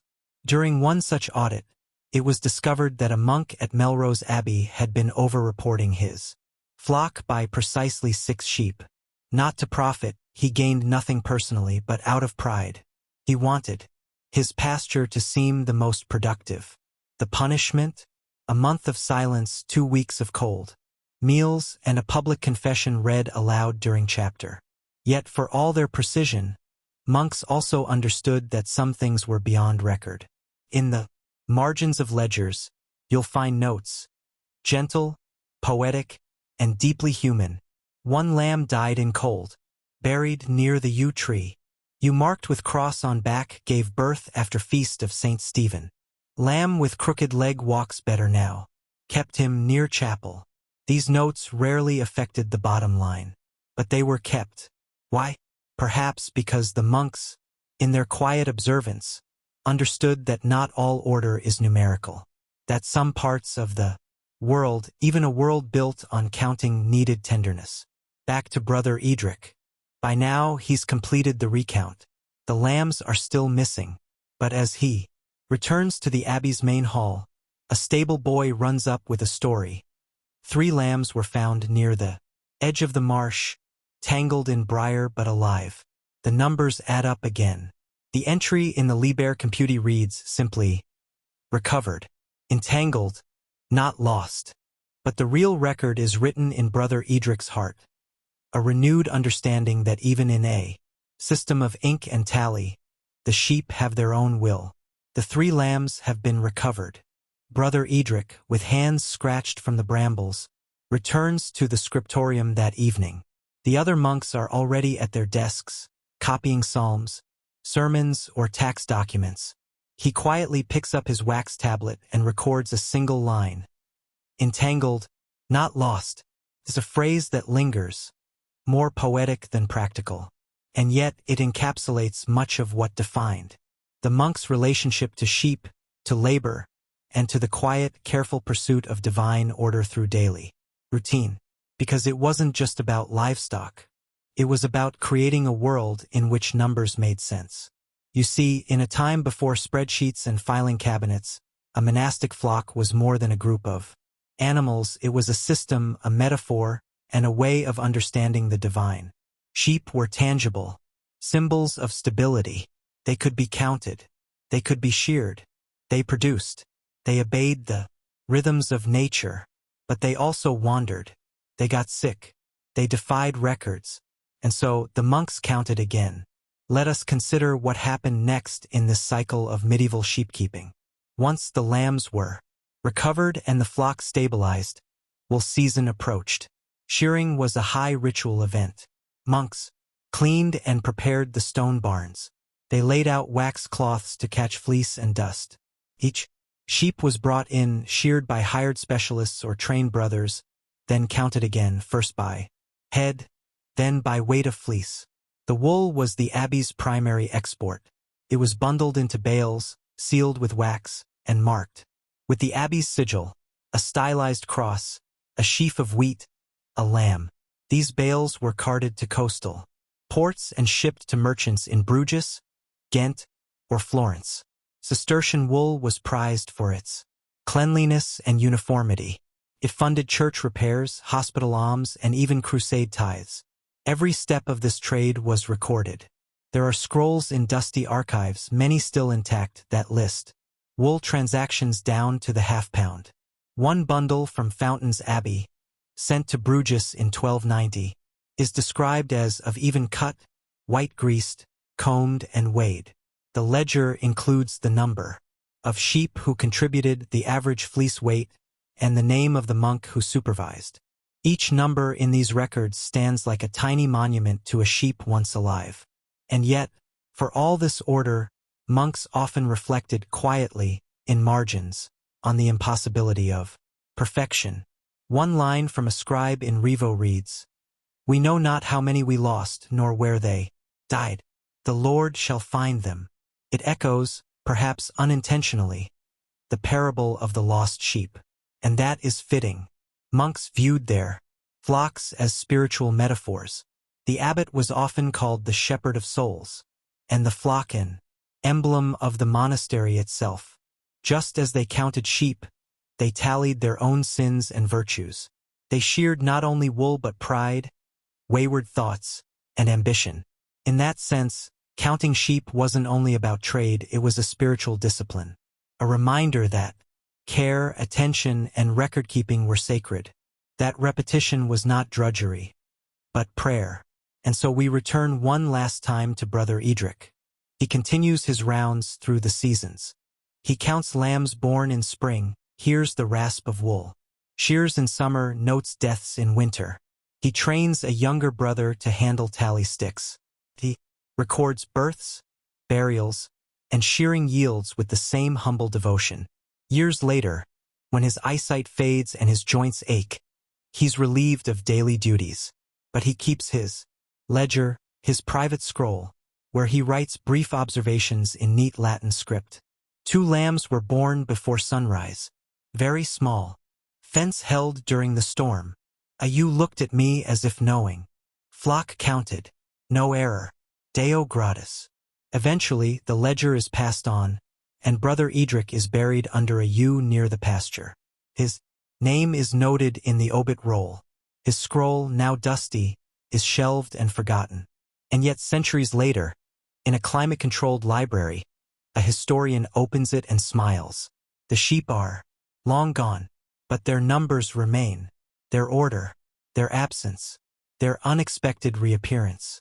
This, then, is the quiet legacy of monks who counted sheep, that in a world of noise, war, and fire, they preserved not just the wool, but the pattern, not just the fleece, but the fold, not just the sheep, but the shape of attention itself. The year is 1671. You are walking through the heart of Istanbul, then Constantinople, where the call to prayer drifts over tiled rooftops and the smell of roasted chestnuts and sheep fat lingers in the alleyways. You follow a narrow lane behind the Grand Bazaar and find yourself in a quieter quarter. The Carapsular Karsisi, the sockmaker's market. Here, amid piles of hand-spun wool and the rhythmic clack-clack of wooden looms, unfolds a quiet but persistent story of Ottoman daily life. The rise, regulation, and surprising cultural significance of the sak. Not a sword, not a turban, not a jeweled dagger or embroidered robe, a sak. And yet, this humble garment, stitched, dyed, traded, counted mattered immensely, for warmth, for status, and above all for trade. Socks in the Ottoman Empire were more than utilitarian items. They were crafted objects, personal gifts, cultural indicators, and economic units. Knit or woven by hand, socks were made in wool, cotton, or sometimes silk. The wealthy commissioned custom-dyed silk socks embroidered with gold thread. The poor made do with sturdy goat wool. But everyone, soldier or scholar, shopkeeper or Sufi, wore socks, and someone had to make them. The Ottoman sock industry was vast and largely decentralized. Individual sock makers, called Carapsular, worked in guilds, often organized by neighborhood or ethnicity. There were Armenian sock makers, Kurdish wool spinners, Greek dyers, and Turkish loom weavers. Many women worked in cottage industry settings, knitting socks during winter months or between other household duties. These socks would then be sold to traveling merchants, who carried them to bazaars in cities like Damascus, Aleppo, and Sarajevo. Socks were sorted by type and function. Ayak Yunu Korap, coarse wool socks for outdoor wear. Ins Ipek Korap, thin silk socks for indoor use or ceremonial garb. Kislik Orm Korap, thick knitted socks for winter, often dyed deep red or blue. Each type had its own pricing scale, quality standards, and regional flavor. In Istanbul, the socks were often sold from chest-height counters, stacked in bundles of 6 or 12. A clerk would pull open a drawer, remove a wrapped pair, and unfurl it with a flick of the wrist. The customer might feel the texture, stretch the ankle, or sniff it for signs of oil or mildew. A good sock was soft but not slippery, tight at the ankle, flexible at the toe, unblemished dye and no knots in the stitching. For those with means, socks were purchased in sets, each pair dyed to match a specific robe or set of indoor slippers. Fashionable men owned as many as a dozen pairs. Wealthy women sometimes had theirs scented with rose oil or lavender before being wrapped in fine muslin. But this was not mere frippery. It was commerce, and serious commerce at that. The Ottoman government regulated the sock trade through guilds and esnaf defters, trade ledgers, kept by bazaar inspectors. Prices were fixed seasonally. A complaint about price gouging could result in public scolding or even flogging. Dye quality was monitored. Sock merchants who cut corners, substituting goat wool for sheep's, for example, were fined or briefly shut down. One surviving record from 1689 details an inspection of the sock stalls near the Yeni Cami Mosque. 3 pairs found adulterated with mixed thread, punished with confiscation and ordered to repay with clean pair. Dye was weak, faded after washing. Offense minor. This level of bureaucratic attention to socks may seem excessive, but to the Ottomans, textiles were the sinews of the empire. Wool taxes funded roads. Dye monopolies fed into diplomatic gifting systems. Sock exports, yes, sock exports were part of trade networks that reached as far as Venice, Persia, and the Swahili coast. In fact, an Ottoman merchant's account book found in Thessaloniki lists sock bundles among more traditional cargo like olive oil, saffron, and dried figs. The socks were itemized by length, fiber, type, and pattern. 6 pairs red silk, Damascus twist. 12 pairs wool, Bursa made. 9 pairs, blue and white stripe, for gifting. Even in diplomacy, socks had their place. It was common to include finely made socks in gift sets sent to foreign dignitaries. In one recorded case, a bundle of silk socks was sent to the Polish court in 1701, along with rugs and pomegranate syrup. The note attached, written by the court translator, read, "To warm the feet, a courtesy of the Sultan's hand." But perhaps most fascinating is the personal economy of socks, the way they circulated as tokens of affection, inheritance, and spiritual favor. In marriage trousseaux, socks were carefully folded into linen bundles alongside scarves and handkerchiefs. Mothers knit socks for sons going to war. Socks were donated to dervish lodges for the poor and pilgrims. Some Sufi mystics even spoke of the path of the sock, the belief that to clothe another's feet in warmth was an act of love and humility. One tale, recorded in the notes of a Mevlevi dervish from Konya, tells of a master who knit a pair of socks for each of his students before sending them on the road to spread teachings. Each sock bore a different hidden stitch, a signature of memory. None were perfect. That, the dervish said, was the point. Back in the bazaar, as you watch a sock seller close shop for the day, he folds his stock carefully, wraps it in cotton, and locks it in a chest no larger than a laundry basket. The stall will open again. Tomorrow, the socks unpacked, touched, bought, and worn. You might wonder, how many toes passed through these seams? How many footsteps marched across empire warmed by a thing so small? And did anyone ever count them? Morning breaks again in the Carapsular Carcisi, the sockmaker's market, and you return to find merchants unlocking wooden shutters and shaking dust from linen covers. Sock bundles, each tied with string or wrapped in waxed cloth, are laid gently on broad wooden counters. Nearby, a city inspector, an Idisab Agassi, adjusts his sash and prepares to walk the rows. Today is inspection day. In the Ottoman Empire, the humble sock was not exempt from regulation. Textiles were central to the state's control over both daily life and the economy. The state didn't just tax production, it monitored materials, dyes, labor rates, and even display practices. Socks might seem beneath notice, but in an empire where the fabric trade helped fund armies and mosques, no thread was truly insignificant. The inspector begins his round. He stops at a stall where bundles of red wool socks are piled neatly. He takes a pair, unfurls it, holds it up to the light, and examines the stitching. Tight? Consistent? Then, with practiced fingers, he pinches the cuff and checks the wool quality. He hands it back, nods, and makes a small notation in a leather-bound ledger known as the Defter-i Asnaf, the Register of Guilds and Goods. These defters were marvels of Ottoman bureaucratic precision. Written in a graceful, curling Ottoman Turkish script, each one listed the names of registered sock sellers, their product types, guild dues, seasonal prices, and past infractions. There was even a category for dye offenses using watered pigment, unstable mordants, or colors not approved for public sale. One entry from 1694 reads, Ali son of Mehmet, 4th stall past Mahmutbasha gate, complaint filed, sock sold as indigo but dyed, with mulberry bark, ordered to display true dye bowl for verification. Warning issued. Dye fraud was no small matter. The color of a sock wasn't just aesthetic, it was economic and symbolic. Indigo, imported at great expense via India and Persia, was prized and costly. This deep blue signaled trustworthiness, modest wealth, or even, when used in patterns, regional identity. Scarlet, red, often derived from cochineal insects or madder root, was another premium tone, often reserved for winter pairs or formal wear. Yellow, curiously, was less desirable. In some quarters it was associated with illness or misfortune. Because of this, each dye was tracked carefully. Dye masters were expected to register their bowls and display color swatches on small parchment tags.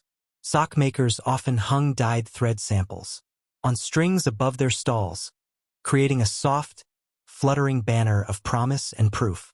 But beneath the public display, something subtler emerged.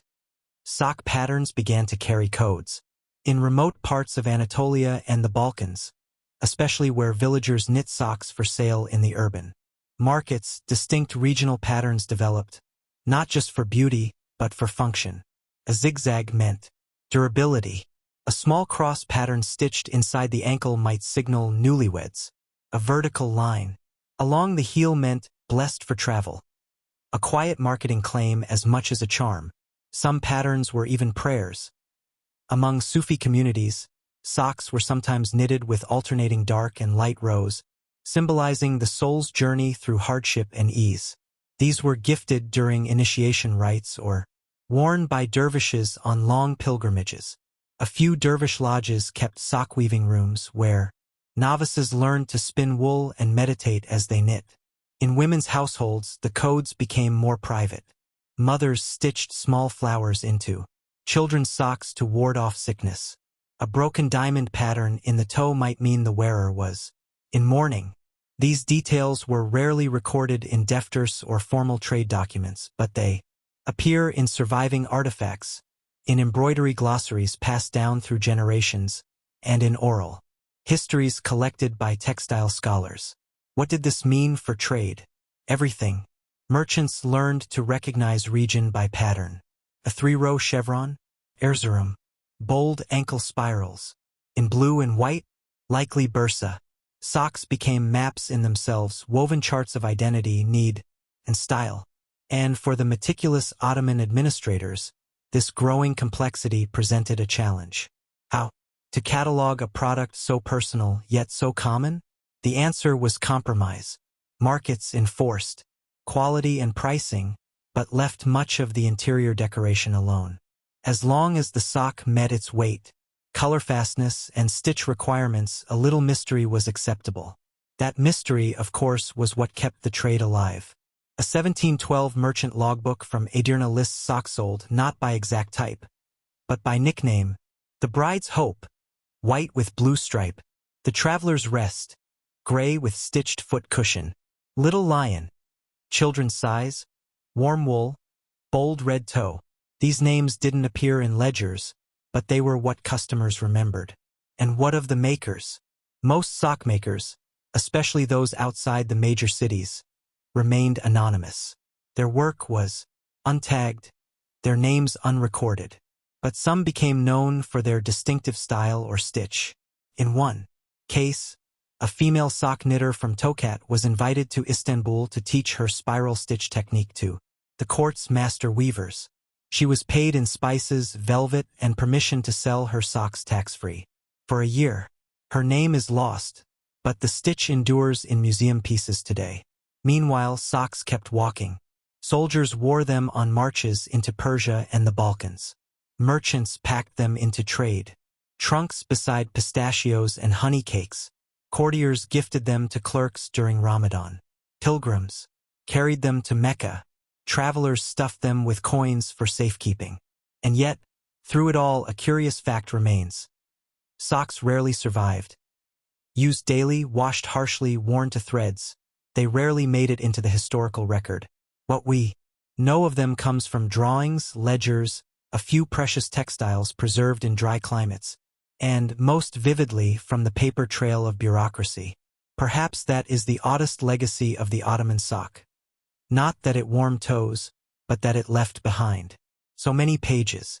And so, one might ask, in a market where patterns were whispered and stitches uncounted, how did the empire ever keep track of so many feet?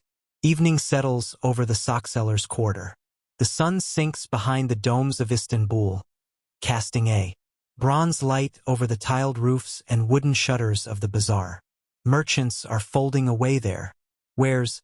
Candles flicker in the tailors' shops, and the cobbled alleys echo with the faint shuffle of slippers worn thin at the heel. Somewhere in a side street off the Grand Bazaar, an elderly Karapsai, sockmaker, named Yusuf, finishes tying a bundle of woolen socks with cotton twine. He stacks it gently with a dozen others bound for Konya, perhaps, or Skopje, and places it in a broad wicker basket. Then, as he has done for nearly 40 years, he opens the guild ledger to log his day's work. It's a ritual he learned from his master. A slow, deliberate act. He dips the pen in ink, writes the quantity, color, and thread weight. He marks the initials of his apprentice. Then, in the margin, as many old Karapsalar do, he adds a brief, personal line. Knitted while the rain fell. This quiet moment, the ledger, the socks, the weather, is where our story comes to rest. Because by the mid-18th century, the Ottoman sock trade, while still vital, was beginning to change. Not collapse, just shift. Slowly, gently, like thread unwinding from a spindle. Several forces converged.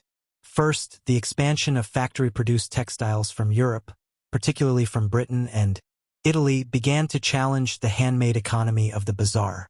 While machine-knit socks didn't immediately replace the hand-woven kinds, they created pricing pressure. Foreign goods, sometimes smuggled or imported under favorable trade deals, began appearing in Ottoman ports. Second, the Ottoman bureaucracy, so meticulous, so thorough, began to strain under its own weight. Registers grew thicker. Oversight became sluggish. Inspections slowed. By 1772, complaints in merchant circles increased. Foreign socks labeled as local, dyes watered down without punishment, guild dues misrecorded. A letter from a sock merchant in Bursa laments. The bazaar is full, yet I do not know half the sellers. The old signs are gone. The red dyes bleed. The thread comes loose. No one counts anymore. Third, and perhaps most importantly, cultural taste began to shift. Young men in urban centers started favoring imported footwear, leather boots, heeled shoes, ankle-length slippers. These styles required different socks. Thinner, tighter, simpler. The elaborately patterned, hand-knit ankle socks of the previous generation became peasant wear in elite circles. Rural communities still prized them, but the prestige faded. Used daily, washed harshly, worn to threads, they rarely made it into the historical record. What we know of them comes from drawings, ledgers, a few precious textiles preserved in dry climates, and, most vividly, from the paper trail of bureaucracy. Perhaps that is the oddest legacy of the Ottoman sock. Not that it warmed toes, but that it left behind so many pages. And so, one might ask, in a market where patterns were whispered and stitches uncounted, how did the empire ever keep track of so many feet? Evening settles over the sockseller's quarter. The sun sinks behind the domes of Istanbul, casting a bronze light over the tiled roofs and wooden shutters of the bazaar. Merchants are folding away their wares, candles flicker in the tailors' shops, and the cobbled alleys echo with the faint shuffle of slippers worn thin at the heel. Somewhere in a side street off the Grand Bazaar, an elderly Karapsai, sockmaker, named Yusuf, finishes tying a bundle of woolen socks with cotton twine. He stacks it gently with a dozen others bound for Konya, perhaps, or Skopje, and places it in a broad wicker basket. Then, as he has done for nearly 40 years, he opens the guild ledger to log his day's work. It's a ritual he learned from his master. A slow, deliberate act. He dips the pen in ink, writes the quantity, color, and thread weight. He marks the initials of his apprentice.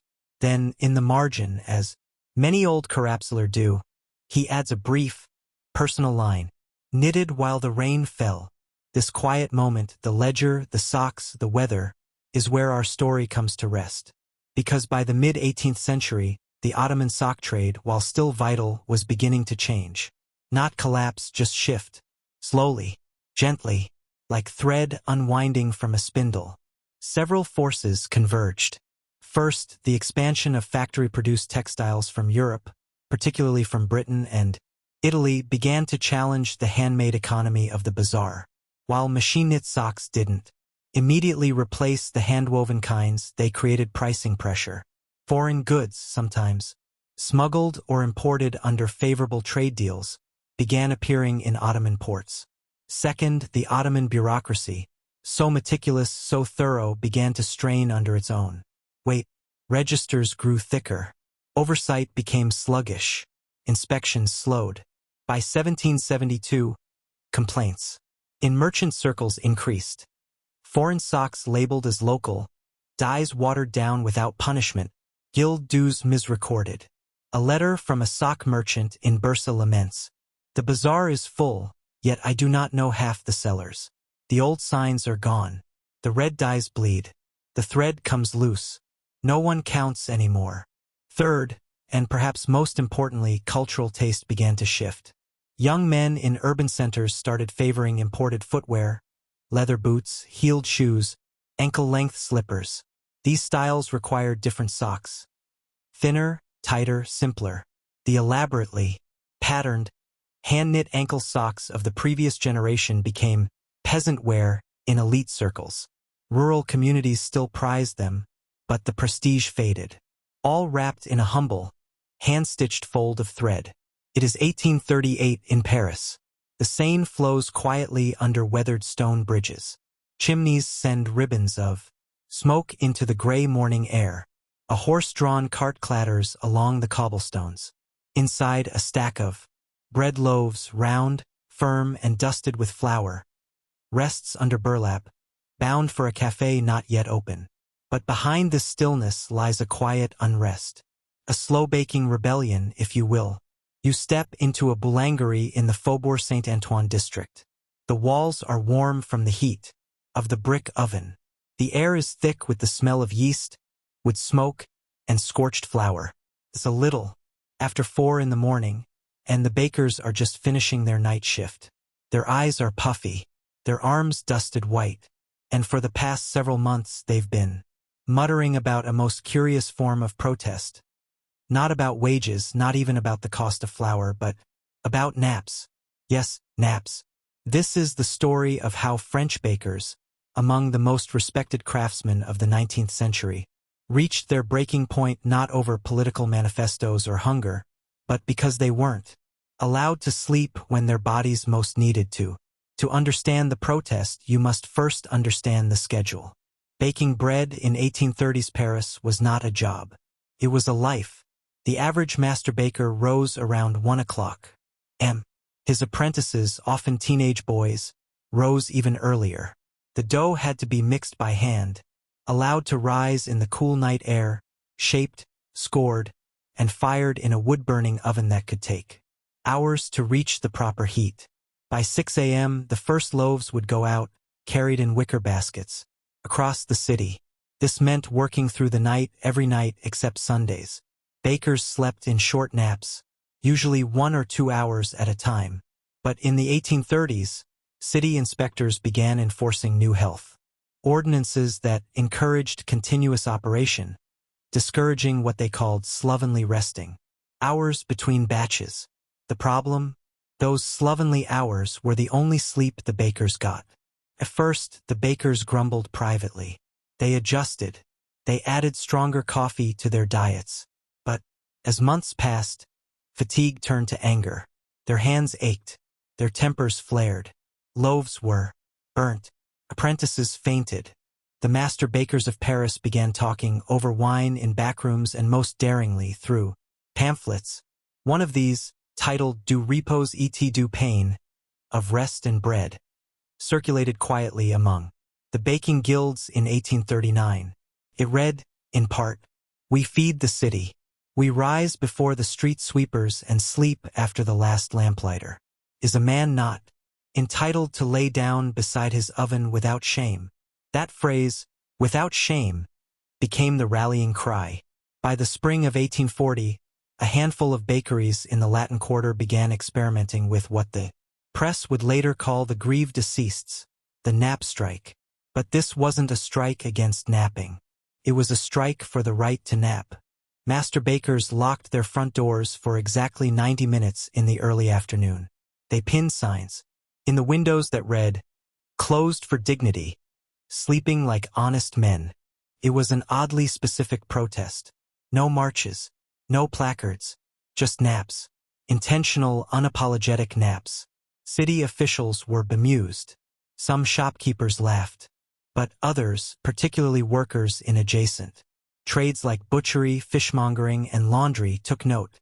These were also professions built on pre-dawn labor, and the bakers, through their sleepy act of defiance, were voicing a universal grievance, the empire of fatigue.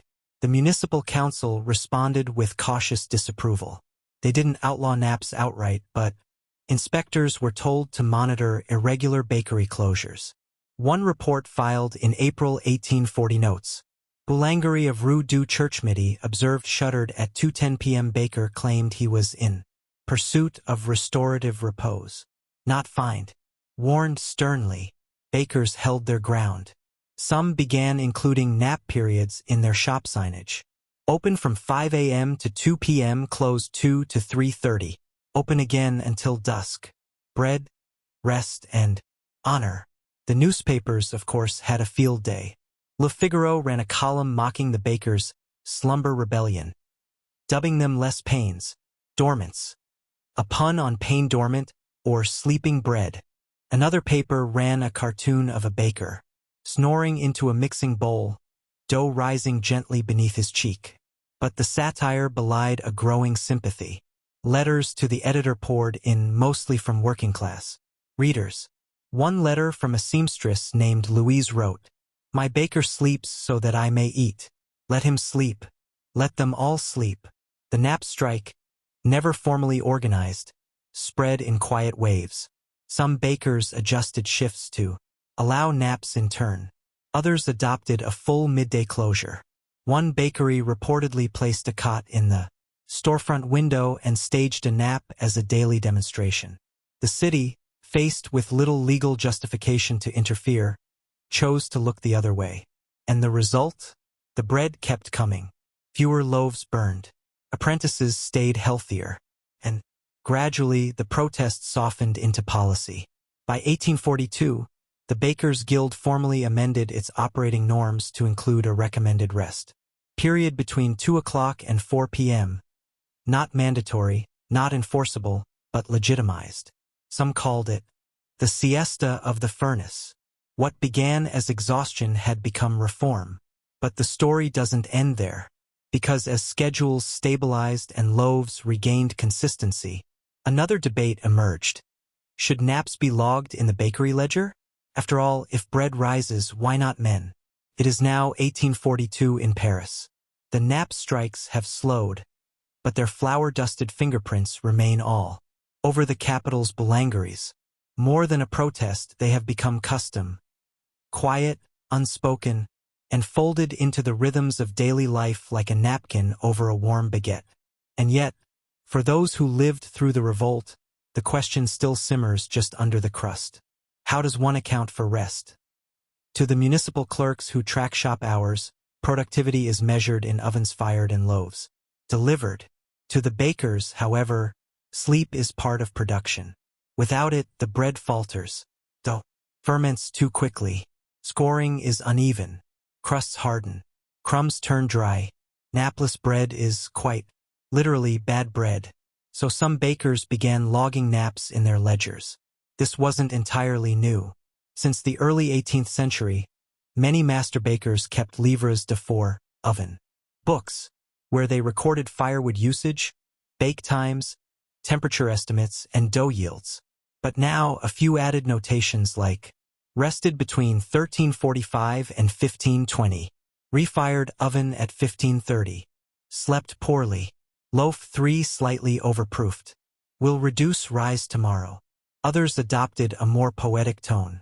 One famed baker in Montmartre, Monsieur Baptiste Leroy, wrote, La pâte dort, et moi aussi. The dough sleeps and so do I. These records did more than mark time. They legitimized sleep as part of the baking process, alongside water ratios and oven ash management. A well-rested baker became part of the recipe, and apprentices were taught not only how to shape a batard, but when to rest their backs between batches.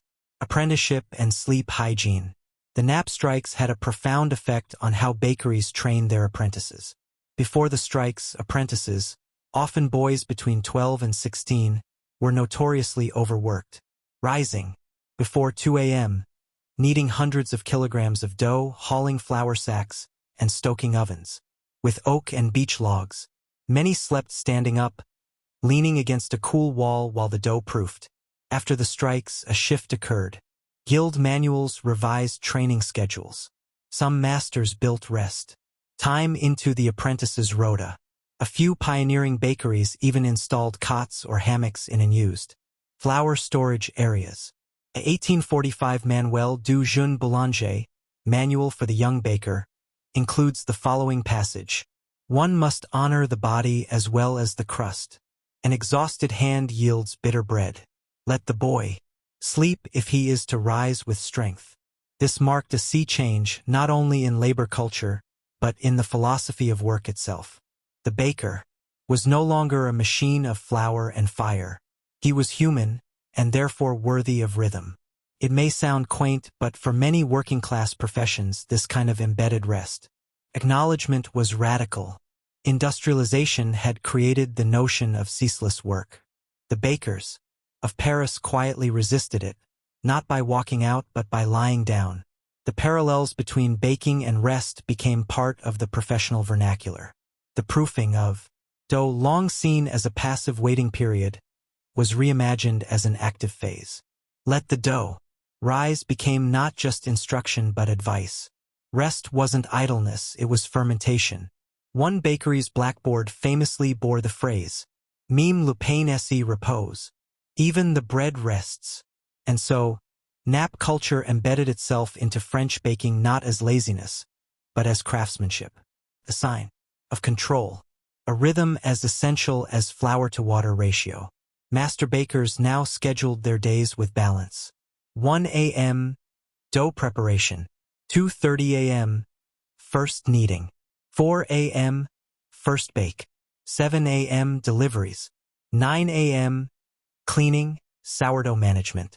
14 to 15:30, rest or light sleep.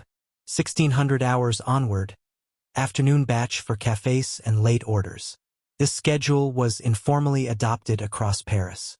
It later appeared in regional bakers' journals, gradually influencing norms in Lyon, Marseille, and even parts of Belgium and Switzerland. The nap reform also affected the physical design of bakeries.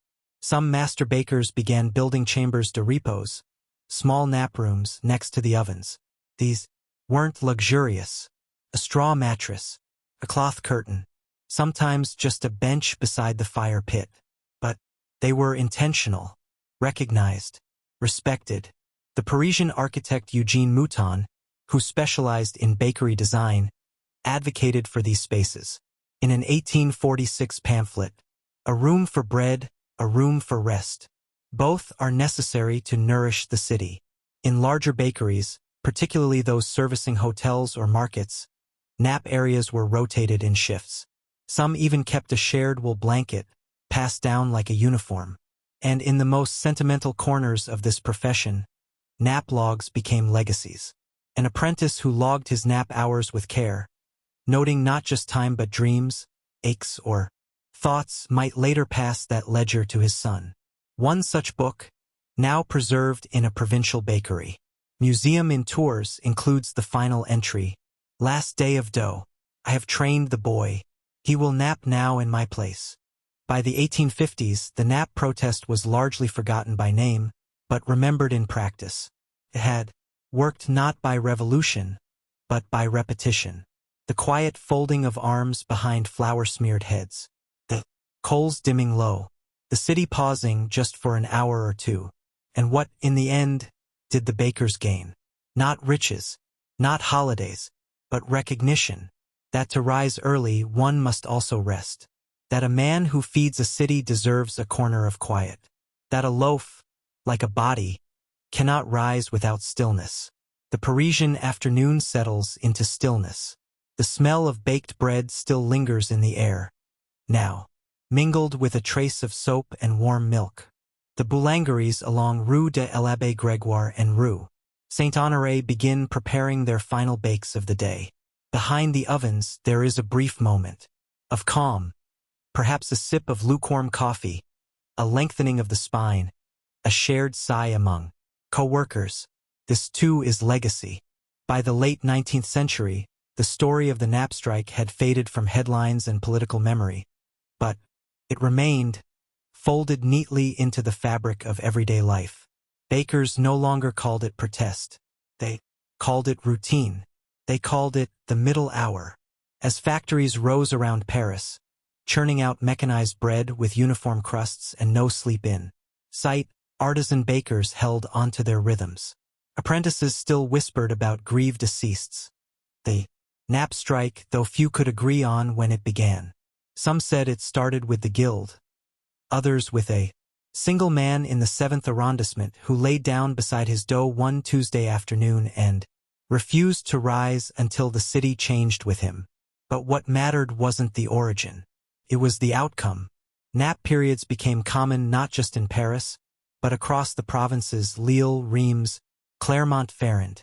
Not every bakery adopted them, but those that did noted subtle gains. Fewer injuries, better proofing accuracy, more consistent crusts. A rest made a better loaf. The dough knew. The bakers knew it. And so did the community. Customers adjusted, too. They stopped knocking on doors between 2 o'clock and 4 p.m.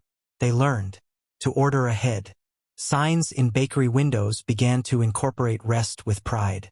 Heures d'ouverture, 5h, 14h, 16h, 20h. Entrée temps, nous rêvons de pain. In between, we dream of bread. It became not just acceptable, but charming. There's a peculiar peace that settles over a community that pauses, not just for sleep but for slowness. While industrialized sectors of Paris raced toward 12-hour shifts and steam-powered precision, the bakeries, strange, flower-covered temples, preserved a different clock. The baker's clock, a little irregular, a little warm around the edges. When urban planners studied productivity in tradespeople in the 1880s, one curious result stood out. Bakers who incorporated short, protected rest periods showed better year-round output than those who did not. Their apprentices stayed longer. Their customers were more loyal. Their loaves were, though the report did not quantify it, more agreeable to the touch and taste. By the turn of the century, this rhythm had seeped into culture. In the 1904 edition of Le Manuel du Bon Commerçant, a chapter on merchant morale begins, "A rested merchant is a good merchant. Even the baker, he who rises with the stars, must yield to the sun's slow crossing and find a pillow between the proofs."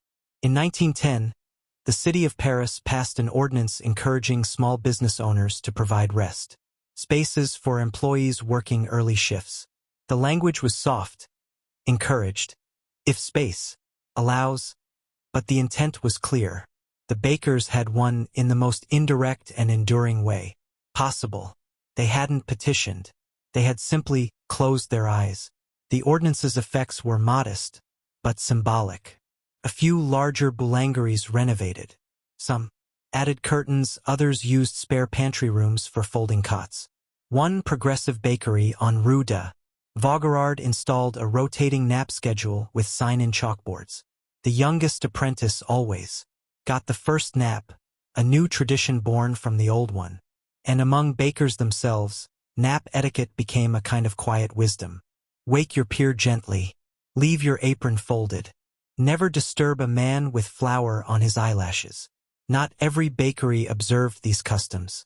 Chain stores and mechanized dough processors began to emerge in the mid-20th century, running on electric mixers and fluorescent lights. There was no nap time in the supermarket bakery aisle.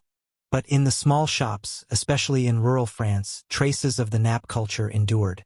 A closed shutter in the afternoon. A handwritten sign, "Gone to rest. Loaves await." One baker in Avignon, interviewed in 1972, put it best. "A good loaf takes time. So does the man who makes it." And in that small, unhurried truth lies the real victory of the nap strike. Not in wages won or laws passed, but in a cultural permission to rest, to pause, to treat sleep not as surrender, but as part of the recipe. Today, when you walk past a bakery and see the lights dimmed and the smell of fresh dough curling under the door, you might imagine someone behind the counter, feet up, apron loosened, dreaming of flower fields, not lazy, not idle, just folded in rest, like the linen over rising dough. And you might wonder, in your own life, what would happen if we treated rest as a craft? The year is 1467. In the gentle haze of early morning, the streets of Kyoto lie cool and silent. The bamboo leaves are still damp with dew. Somewhere in the eastern district, a wooden shutter creaks open and a man named Saburo steps outside, stretches his aching shoulders, and lifts a small, flat, wooden sign onto a hook above his doorway. On it, in clean brush strokes, "Sandal Mending Shop." Saburo is a kutsusher, a shoemaker, or more precisely, a sandal maker and repairer in the Muromachi period of Japan. His job is simple, slow, and, to some, a little invisible. He does not craft armor. He does not tend temples. He makes zori and waraji, the humble sandals worn by merchants, pilgrims, monks, and messengers. He is also a diarist. We know Saburo because of a rare surviving fragment, a personal record he kept on strips of recycled paper and silk, bound roughly with string and hidden behind a wall beam in his workshop. The journal was discovered centuries later during a renovation. Contains short, quiet entries about his work, the shoes he mended, and the people whose paths he crossed. The entries are brief, rarely more than a few lines per day, but together they form a soft chorus of 15th century life, one step at a time.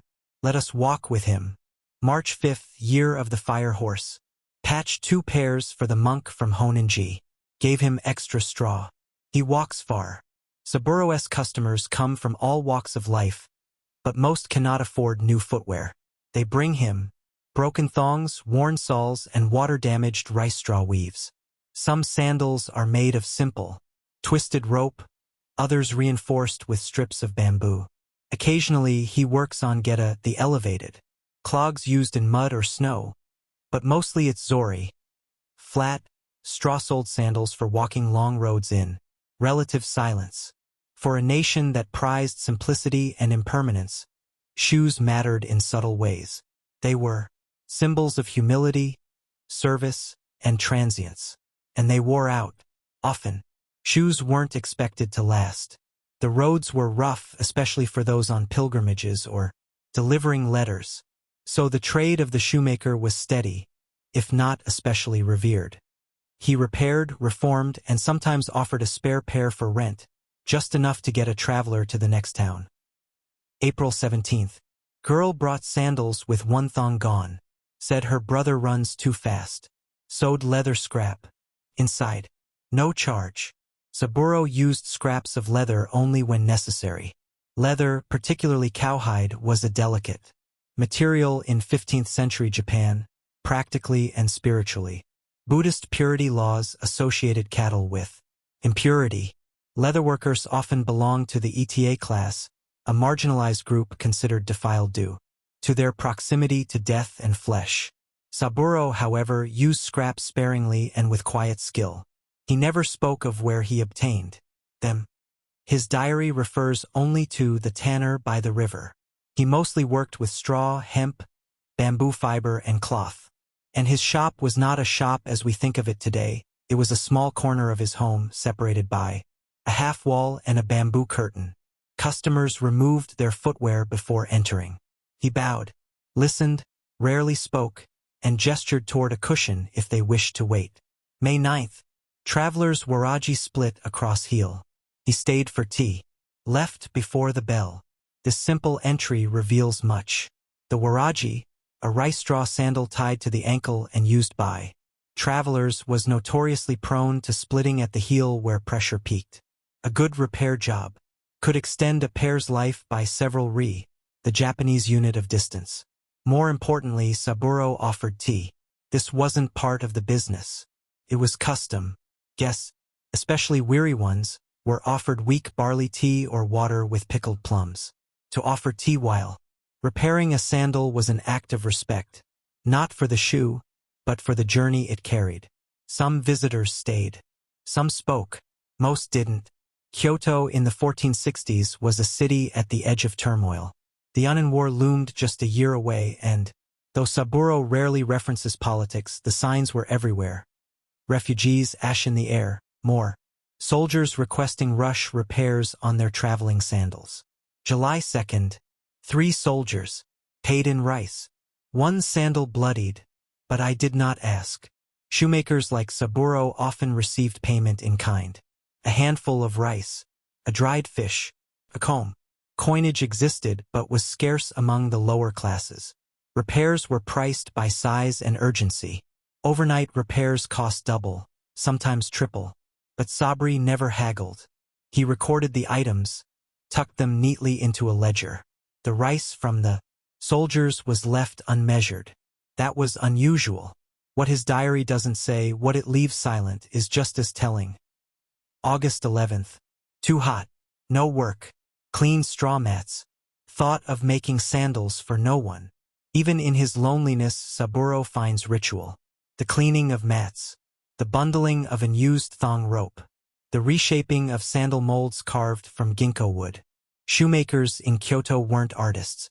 They were craftsmen in the old sense, humble, repetitive, practical.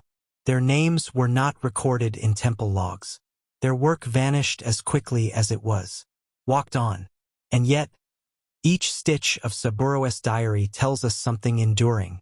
That to repair what carries another, be it a sandal, a robe, or a soul, is a quiet kind of grace. And so he records the repairs, the silence, the way the light falls on worn leather. But one wonders, what else did he never write? It is late autumn in Kyoto, 1467. The air is cooler now. A faint scent of burning pine wood drifts through the alleys. Leaves gather in red-orange clumps at the edges of stone steps. In Saburo's shop, the sandal molds are wrapped in cloth at night. He works by oil lamp, a quiet figure bent over a sandal whose heel has unraveled after a long walk from Nara. His diary, still bound with reused twine and folded paper, has grown slightly thicker. Not with philosophy, not with family gossip or national matters, but with small, meditative notes on shoes, repairs, and silence. October 3rd. Pilgrim brought sandals worn to threads. He would not sit. Smelled of smoke. I did not ask from where. The pilgrim, like many who passed through Kyoto's religious districts, likely came from war-affected regions or spiritual compounds along the Kumano route. Saburo rarely distinguishes between them. What mattered most, as always, was the state of the footwear. Worn to threads meant the sandals were finished, beyond repair. Still, he tried. Shoemakers in this period often carried a mental inventory of usable scraps. Twisted hemp, cotton, remnants, bits of lacquered cord. Saburo kept his materials in neat bundles in lacquered trays marked only by feel, a technique common among craftspeople who worked in dim conditions. He was not alone in his diligence. In 15th century Japan, tradespeople who specialized in everyday tools like comb makers, bowl carvers, and shoemakers were part of an unspoken but essential class. Not prestigious, not powerful, but deeply respected when they practiced their work with humility and quiet excellence. This cultural current, known as shokunin kashitsu, craftsman's spirit, had no formal scripture, but shaped entire generations of work. Saburo's diary reflects this ethos, not in manifestos, but in lines like, October 18th, repaired strap with thread from old futon. Fit is strange, but the foot accepted it. October 22nd, no customers today. Rained. Practice thong knots. The knot mattered. Shoelaces were not used in this era, not in the Western sense. Japanese. Sandals were bound with cords of plant fiber, looped and knotted through holes punched in the sole. An uneven knot could pinch the instep or slip midstep. Saburo practiced knots endlessly. His diary includes brief sketches, diagrams of loops and threading, angles likely drawn for apprentices who never came. He records, without bitterness, the absence of students. November 1st. Woman brought child's sandals. One broken, one missing. Said her son outgrew them walking to the temple. Reused heel cord for her new pair. This entry is both mundane and tender. It reveals a detail about Saburo's approach. Materials were not discarded casually. Even broken sandals were repurposed. A heel cord, once woven tightly, was stronger than new straw. This reuse was not only practical, it was spiritual. In Buddhist-influenced craft philosophy, an object that has served well contains kokoro, heart, or spirit. It deserves to continue serving, in a new form if needed. So Saburo's workshop was not a place of disposal, but of transition. November 12th. Bandits in the hills. Fewer travelers. No one came today. Mended an old pair of my own. This is the only direct mention of unrest. 1467 marked the beginning of the Unin War, a devastating civil conflict that would reduce much of Kyoto to ash over the next decade. While the diary does not describe battle, it contains the tremors. Silence, absence, fewer footsteps in the lane. Some customers come no more. Some sandals remain unclaimed. Saburo keeps them on a narrow shelf near the door. November 16th. Soldier's sandals. Freshly made, already frayed. Paid with copper ring. I wrote nothing on the receipt. Receipts were rare in this line of work, but sometimes given to soldiers or merchants who needed proof of payment. Saburo usually copied the transaction onto folded rice paper and handed it over. This time he didn't. The diary offers no explanation. Perhaps the soldier's look. Perhaps the weight of the war pressing more heavily on the shop. Perhaps the feeling that the soldier wouldn't survive long enough to present the receipt. Shoes can be prophecy. December 3rd. Cold wind. Stiff straw. No shoes today. Watched dust collect on the wall beams. This single line is deeply evocative of winter in Kyoto and of a craftsman's waiting season. Few people traveled in winter unless forced. Straw becomes brittle. Waraji wear through faster. Shoemakers waited. The diary entries slow. But Saburo keeps writing, not daily, but thoughtfully. He reflects on the footpaths of Kyoto, on the soft patter of slippers at dawn, on the sound of sandals being left at the temple steps. He writes of footsteps heard but not seen, of shoes made and never worn. His work is fading, but his awareness grows sharper. December 9th. The sandals for the tea master were returned. He said they were too quiet. I think that was a compliment. There's humor here, a kind Saburo rarely shows. In the tea ceremony, silence is valued. A shoe that whispers across the tatami is more welcome than one that clacks. Too quiet may mean well-made, unnoticeable, in harmony with the room. Saburo writes nothing more about it, but one imagines him smiling. The diary, in its second-to-last page, carries only this: December 14th, mended heel with no destination, and the final entry, a drawing, a sandal, half-shaped, the thong unlooked, the sole not yet trimmed, as if he began writing the next repair and was called away. Or perhaps he was not. Perhaps he left it open, unfinished, like the road itself. The year is turning. Snow has begun to fall over Kyoto. It settles softly on the tiled rooftops of temples and the bark of persimmon trees, and on the worn slats of Saburo's sandal shop. Inside, the air is still. The lamp has gone cold. The tools are wrapped in cloth and tucked neatly into their shelves. A final sandal, only half bound, rests quietly on the work mat. There are no more diary entries. Saburo disappears from the record, not abruptly, but gently. Like most artisans of his era, he did not expect to be remembered. And yet, through his spare, practical, and poetic notes, he left a record not of greatness but of attention. This final section is not about Saburo himself, but about what remains when a life has passed through the world with almost no trace except for shoes. Saburo's work, like the footprints his sandals made, was impermanent by design. Zori, Waraji, and Geta were meant to be worn through. Their soles were thin, their cords frayed with use. Even the best pairs, those reinforced with twisted rush or softened with cloth, lasted only a few weeks under heavy travel. The sandals were not heirlooms. They were tools of transition. Saburo never wrote the names of his customers in full. He referred to them by trade: the monk, the tea master, the messenger, the mother. Perhaps he didn't know their names, or perhaps he didn't need to. In his world, identity lived in gesture and need. A pair of sandals, well worn, told the story. One carried ink stains from a scribe's morning commute. Another was torn at the toe, perhaps from a stumble on temple steps.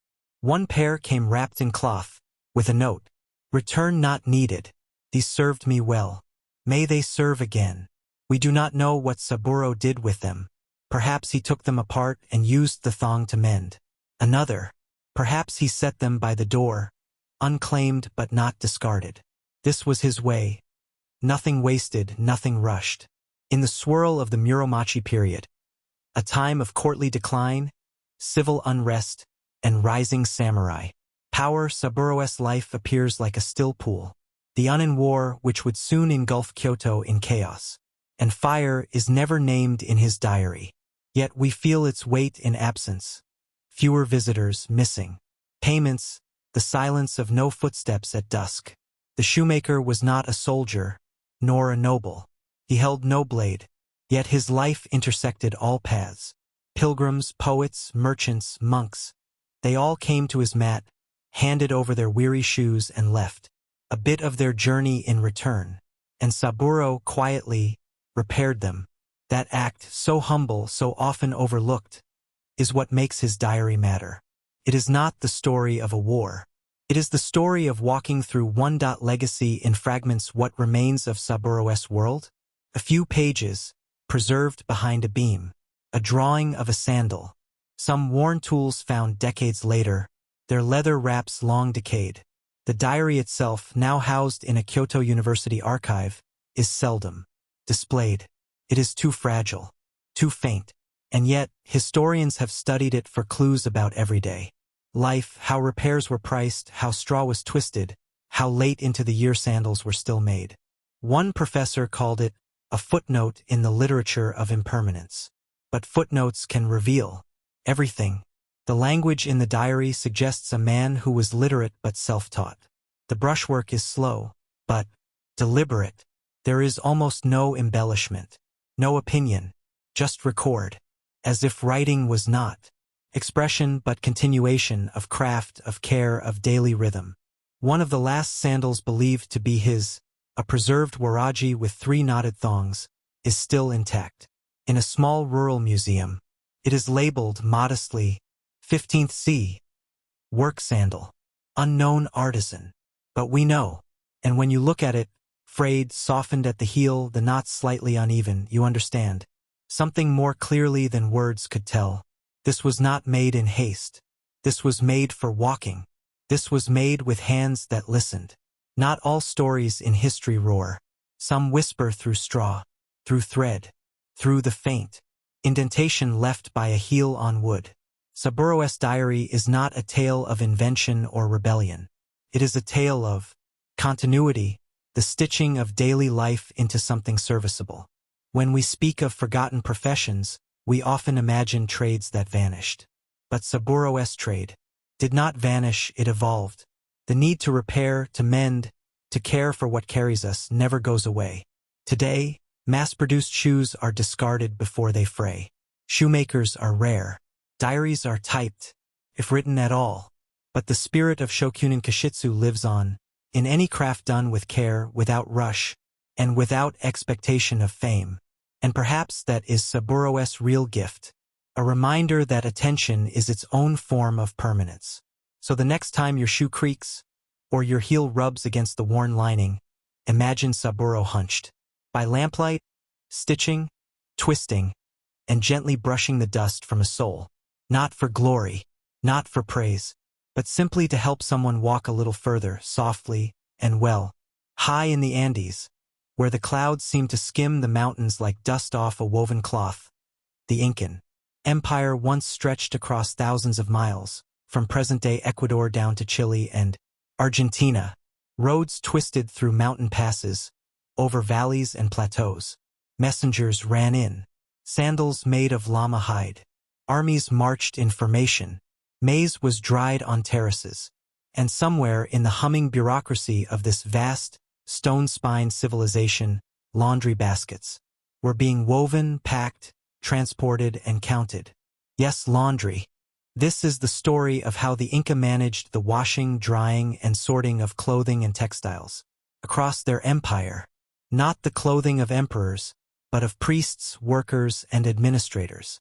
And how the humble laundry basket, woven from reeds, stitched with yucca fibers, sometimes labeled in stringkipu code, played a quiet yet astonishingly complex role in the daily life of a people who moved without wheels but never without a system.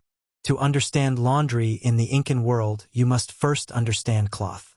Textiles weren't just fabric. They were wealth, status, currency, and even prayer. The Inca wove garments from cotton in the lowlands, alpaca and llama wool in highland regions, vicuña, reserved for the nobility and gods, tunics, unku, shawls, likla, and belts, chumpi, were crafted with obsessive detail, dyed with cochineal red, indigo blue, and subtle greens from mall leaves. Some textiles were so finely woven, more than 600 threads per inch, that Spanish chroniclers described them as silk-like. So when these garments needed washing, they didn't just go into a river. They entered the Yanacuna system, laundry baskets, woven from reeds harvested near Lake Titicaca and braided into soft-sided ovals, became mobile data units. Their construction was standardized, at least by Incan standards, roughly 18 to 24 inches wide, low enough to carry on one's hip, and fitted with wrap straps or reed lids.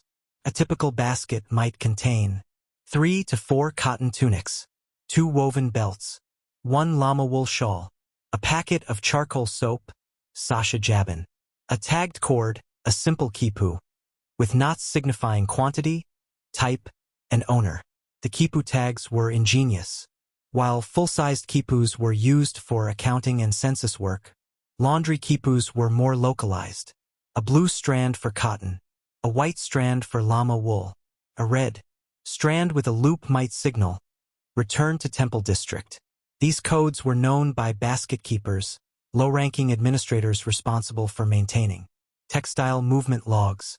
And while we don't have intact examples of laundry quipus, their mention survives in fragments of post-conquest documents and archaeological notes from Cusco and Huánuco Pampa.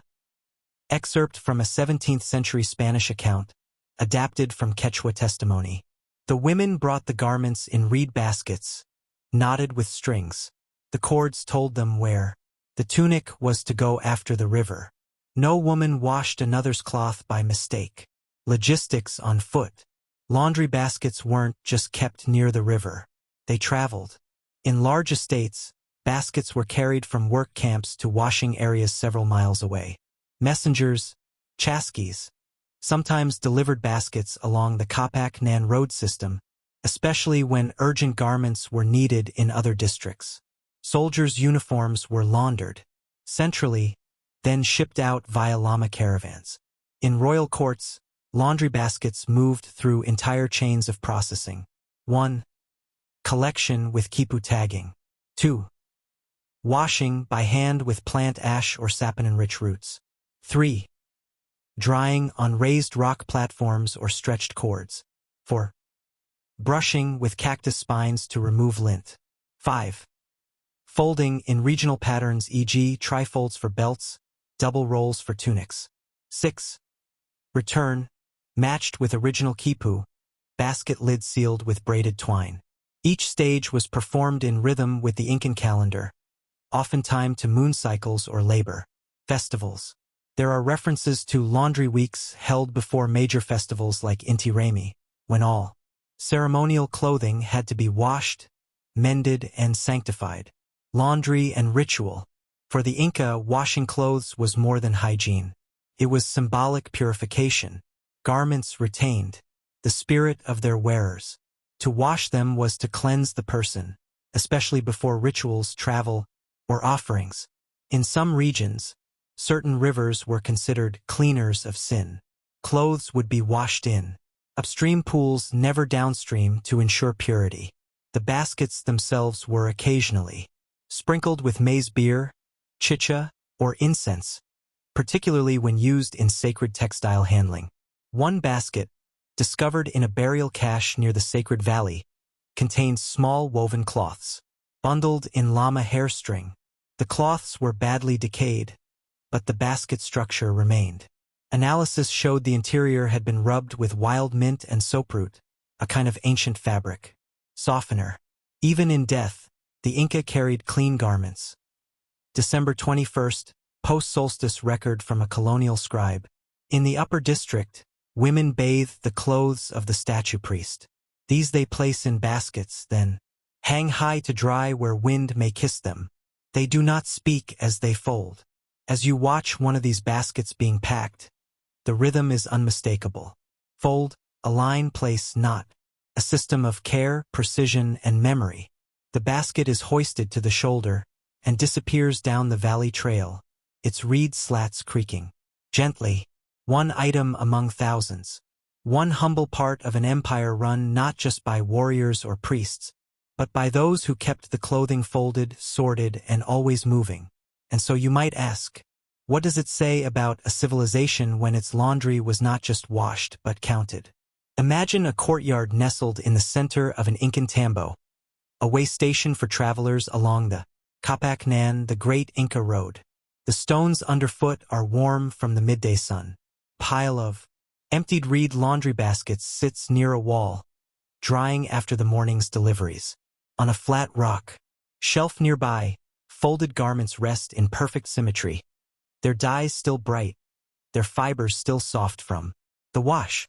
This is not a domestic scene. It is administrative. In this section, we look closer at how the act of laundering, something seemingly mundane, was elevated into a civic function of the empire. Through the Inca's meticulous organization, laundering, garments became not just a chore, but a tracked, ritualized, and symbolic form of service to the state. Cleanliness as civic duty. In the Incan worldview, cleanliness was not only a matter of personal hygiene, it reflected order, respect, and spiritual harmony. Just as land was terraced and water channeled, so too were bodies, and garments to be kept in their proper cycles of renewal. The Inca placed particular emphasis on preparing for rituals, festivals, and visits by high-ranking officials. During the great solar festivals, Inti Raymi, Capac Raymi, and others, local populations would submit textiles for cleaning and inspection.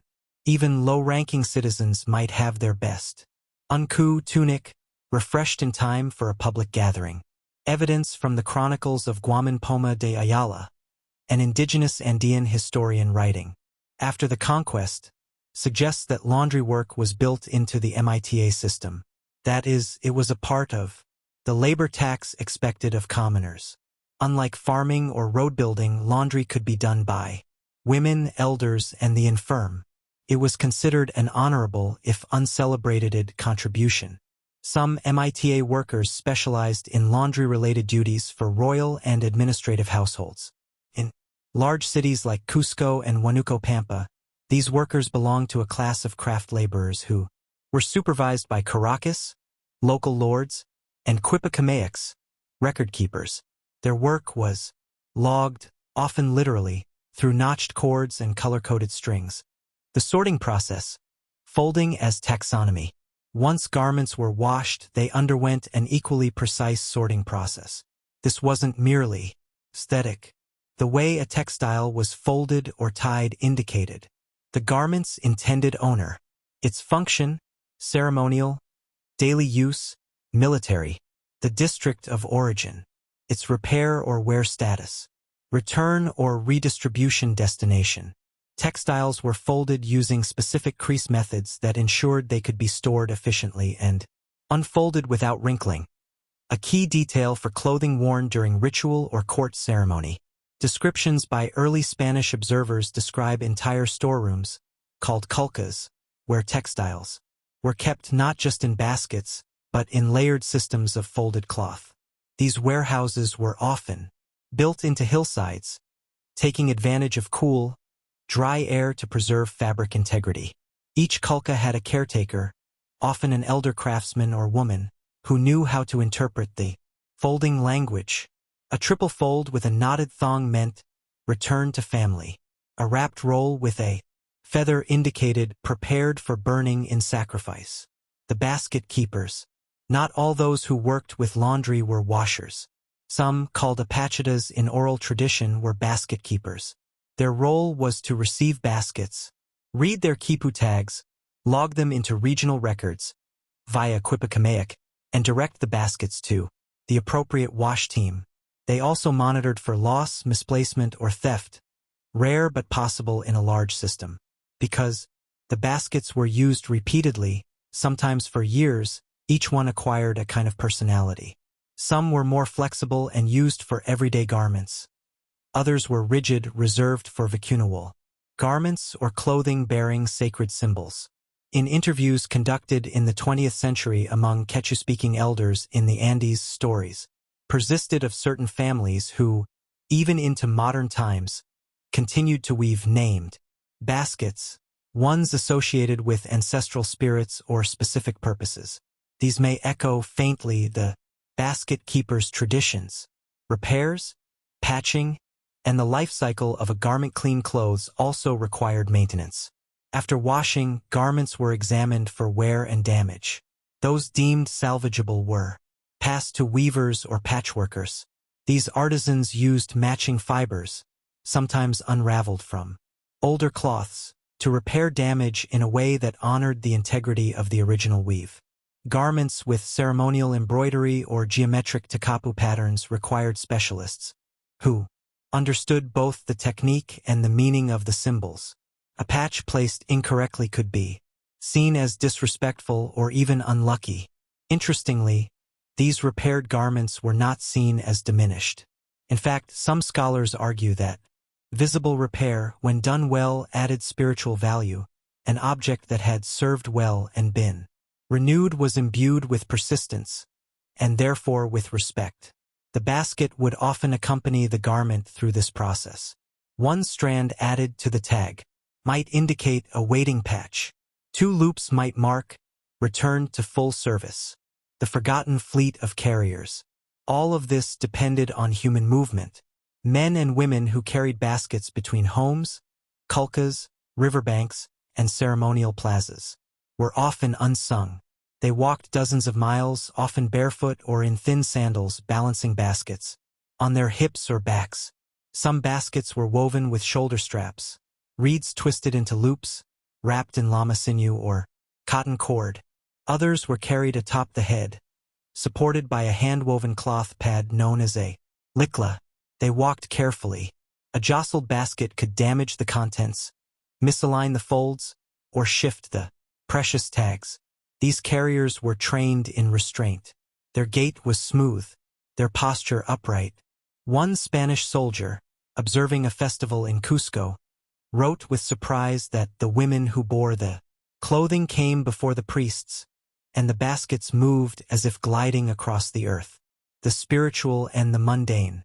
Perhaps the most enduring aspect of Incan laundry practice is its seamless blending of utility and ritual. Washing a tunic for a festival was not separate from washing a fieldworker's belt. Both were acts of continuity, ensuring that garments served their purpose, carried their energy, and returned to the cycle of use. In this system, the laundry basket was not merely a vessel. It was an extension of the empire's rhythm. Like the quipu, like the terrace, like the woven bridge, it was an engineered tool of order. And like so much in the Incan world, it was designed to vanish beautifully. The reeds decayed, the tags fell away, the garments turned to dust. But the system endured, whispering through the folds. The sun sets behind the Andes, washing the terraces in a warm, golden light. The wind brushes the grass of the highland slopes where once the footsteps of carriers, priests, and weavers passed daily, their reed baskets swaying with each step. Though centuries have passed, the quiet infrastructure of laundry, the folding, sorting, and caring for cloth, still echoes in the land. In this final section, we trace the slow unraveling of the Incan laundry system, its transformation under Spanish colonial rule, and the lingering presence of its forms and ideas. We also reflect on how these humble woven baskets, rarely given names, never enshrined in temples, held the empire's softness, its order, and its care. Laundry in the afterlife. Among the most surprising archaeological discoveries in Incan burial sites are bundles of washed and folded clothing stored in baskets. In tombs near Lake Titicaca, researchers found multiple graves, where bodies were wrapped in fine cloth, with additional garments and sandals folded beside them, some nestled into reed containers lined with animal skin or cactus fibers. Why include laundry in a tomb? Part of the answer lies in Andean cosmology. For the Inca, the afterlife was a journey, and the dead needed clothing as much as the living did. But more than practicality, clean garments signaled spiritual readiness. Just as bodies were sometimes bathed before burial, clothing too had to be refreshed. One chronicle describes how the garments of deceased nobles were washed ceremonially before being placed in tombs. In some rituals, family members would carry baskets of laundered clothes up a mountain path, singing softly as they climbed. The clothes were not burned, but left folded in silence, ready for use in the world to come. A museum display in Cusco features a reconstructed burial. The body reclines, knees drawn to chest, wrapped in layers of alpaca cloth. Beside it sits a humble basket. Inside are 2 belts, a headcloth, and a folded tunic, patched at the shoulder. All were washed. Colonial disruption and the end of the basket system.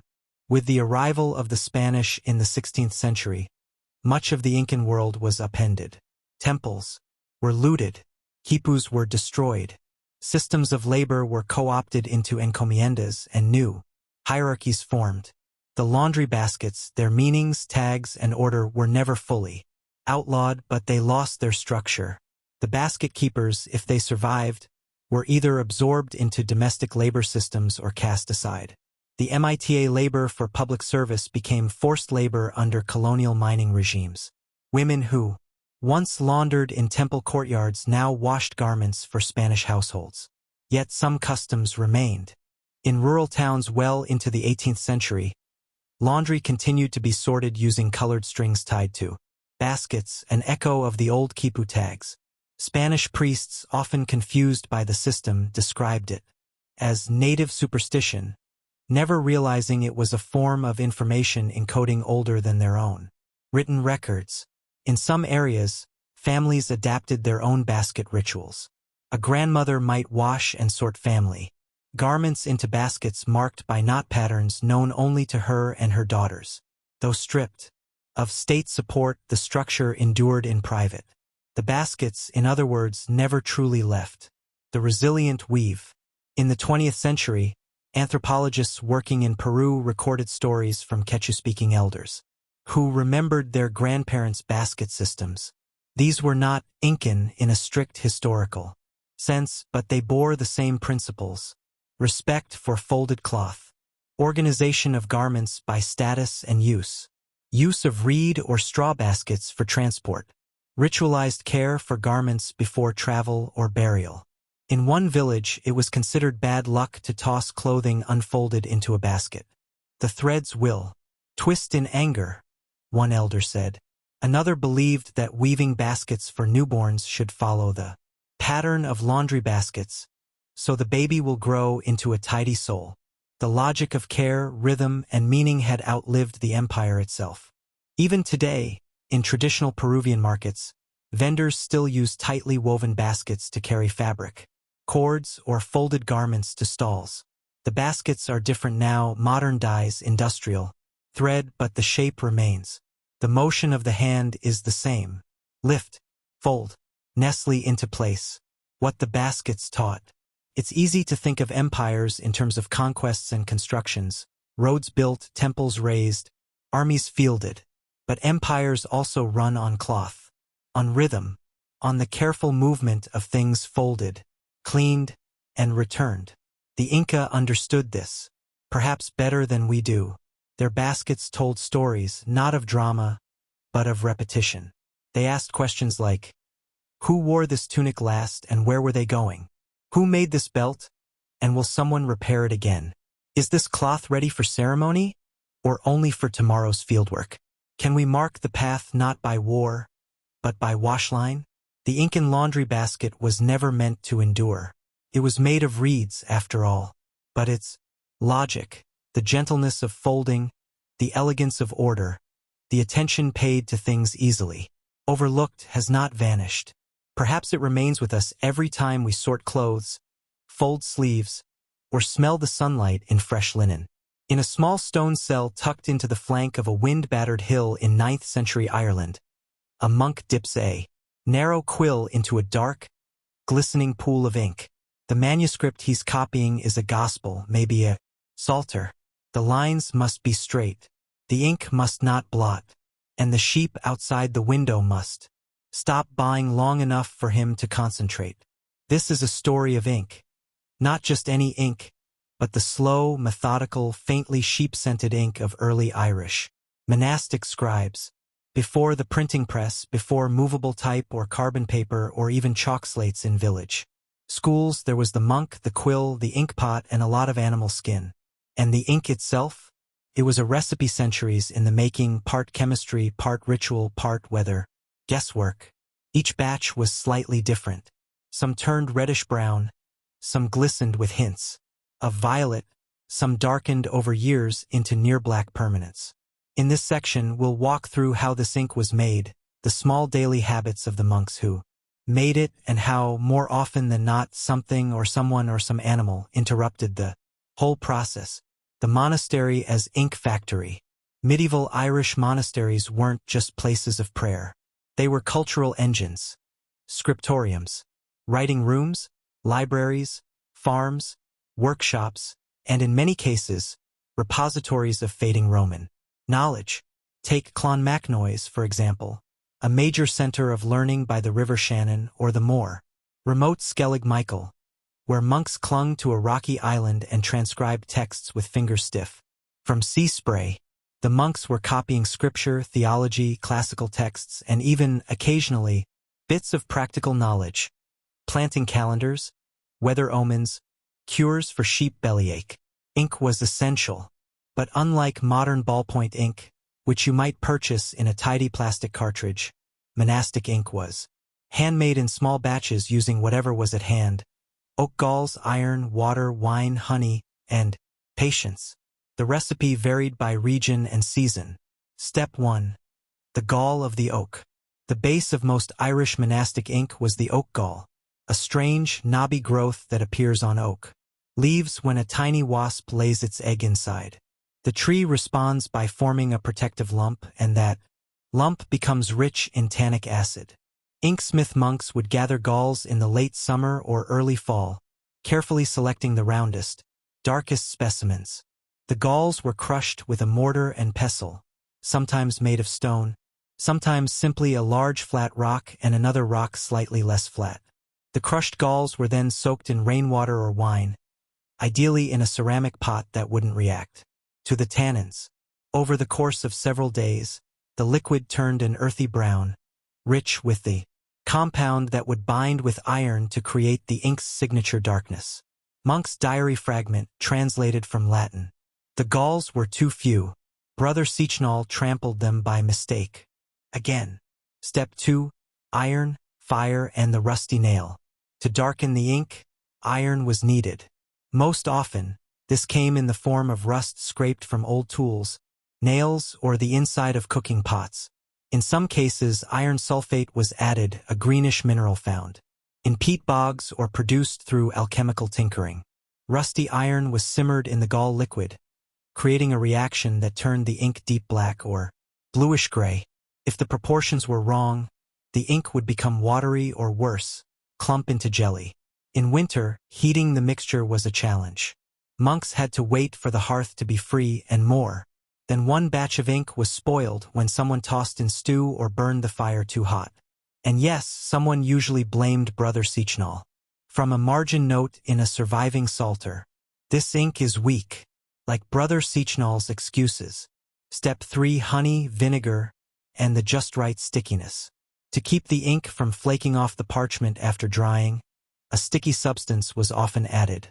A bit of honey, sometimes gum arabic if available, or even boiled down moss resin. A touch of vinegar prevented mold.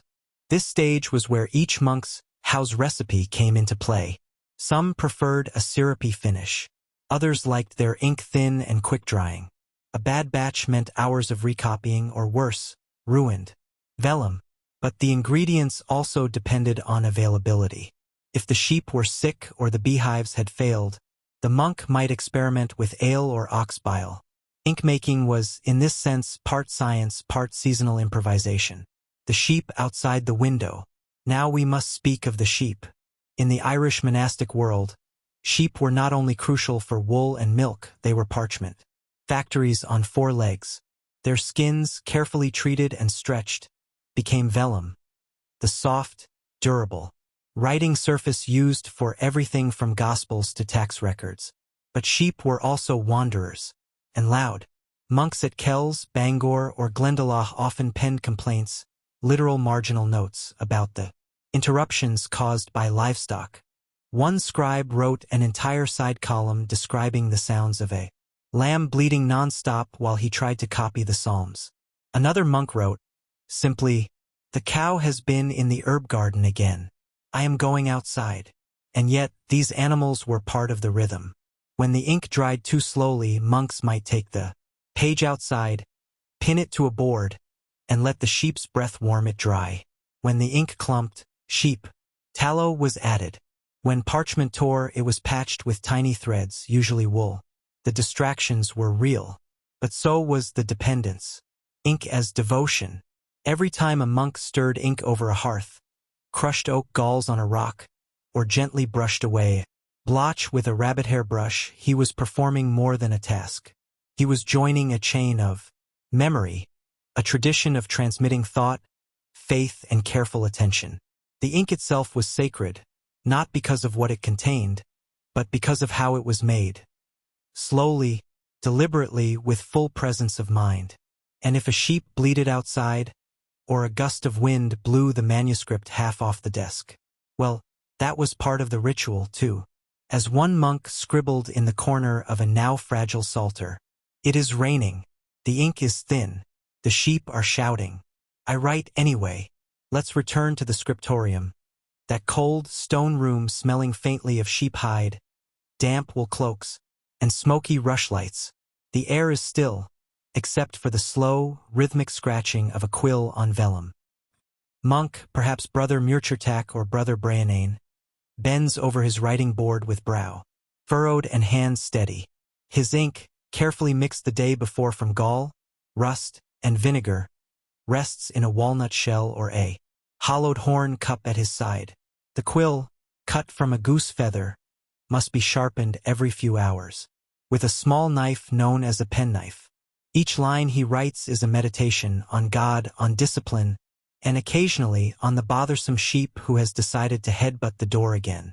This section explores the life of the medieval Irish scribe, the tools they used, the distractions they faced, and the surprisingly human notes they left behind. The tools of the trade. Contrary to modern assumptions, the medieval monastic scribe did not simply dip and write. Each element of the writing process was a discipline of its own. Quills, typically from goose, swan, or crow. Each feather was aged, hardened, and carved into a nib. Different nibs were used for different scripts, wide tips for titles, fine points for dense passages. Knives. The penknife, yes, that's where the term comes from, trimmed the quill. A second knife was used to scrape away mistakes from vellum, which was forgiving up to a point. Ruling tools. Lines were drawn with a stylus or lead point across the page, often guided by a template or compass. Scribes called it ruling the leaf. Inkhorn or shell. A small container, often from a real horn or a large nut, held the ink. Needed to be steady and protected. One careless elbow could ruin days of work. But perhaps most important of all was the scribe's body. His posture, his breath, his patience. Writing, for hours, meant managing cramps, cold toes, and fading light. From a 9th century scribe's margin. 3 fingers write, but the whole body labors. Margins that talk back. If you've ever read a medieval Irish manuscript, you've likely seen the result of intense concentration. Beautiful, tightly written script. Flowing lines. Occasionally ornate decoration. Celtic knots, spirals, animal forms. But in the margins, that's where the monks whispered. Some of these side notes were practical. Ink running low. Begin next section after matins. Fix spelling in line 12. Others were deeply human. It is cold today. My hand is stiff. A stranger brought fish for supper. And still others are, well, sheep-related. The lamb is inside again. Brother Fiacre is trying to catch it. A great bleeding near the window. I believe it is a sign. These marginalia are more than jokes. They remind us that scribes were not ethereal monks floating on clouds of holy light. They were tired, distracted, hungry, curious, bored, and often deeply funny. Smudges and mistakes. Ink was fragile. It dried slowly, and smudging was a constant danger. Some monks blew gently over their pages to speed drying. Others waved feathers.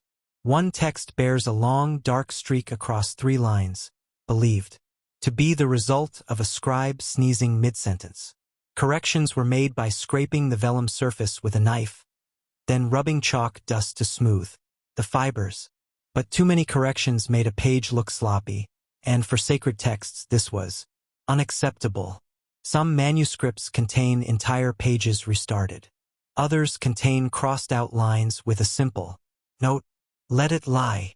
Perhaps the most striking example comes from the Book of Armagh, where a scribe, after writing Nearly an entire page. Added this at the bottom. The ink failed. I am tired. It is best to sleep. Weather, light, and time. Ireland's weather is famously wet, gray, and unpredictable. For monks working by natural light or flickering rush lamps, it was a challenge. Days were short in winter. Dampness affected both ink and parchment.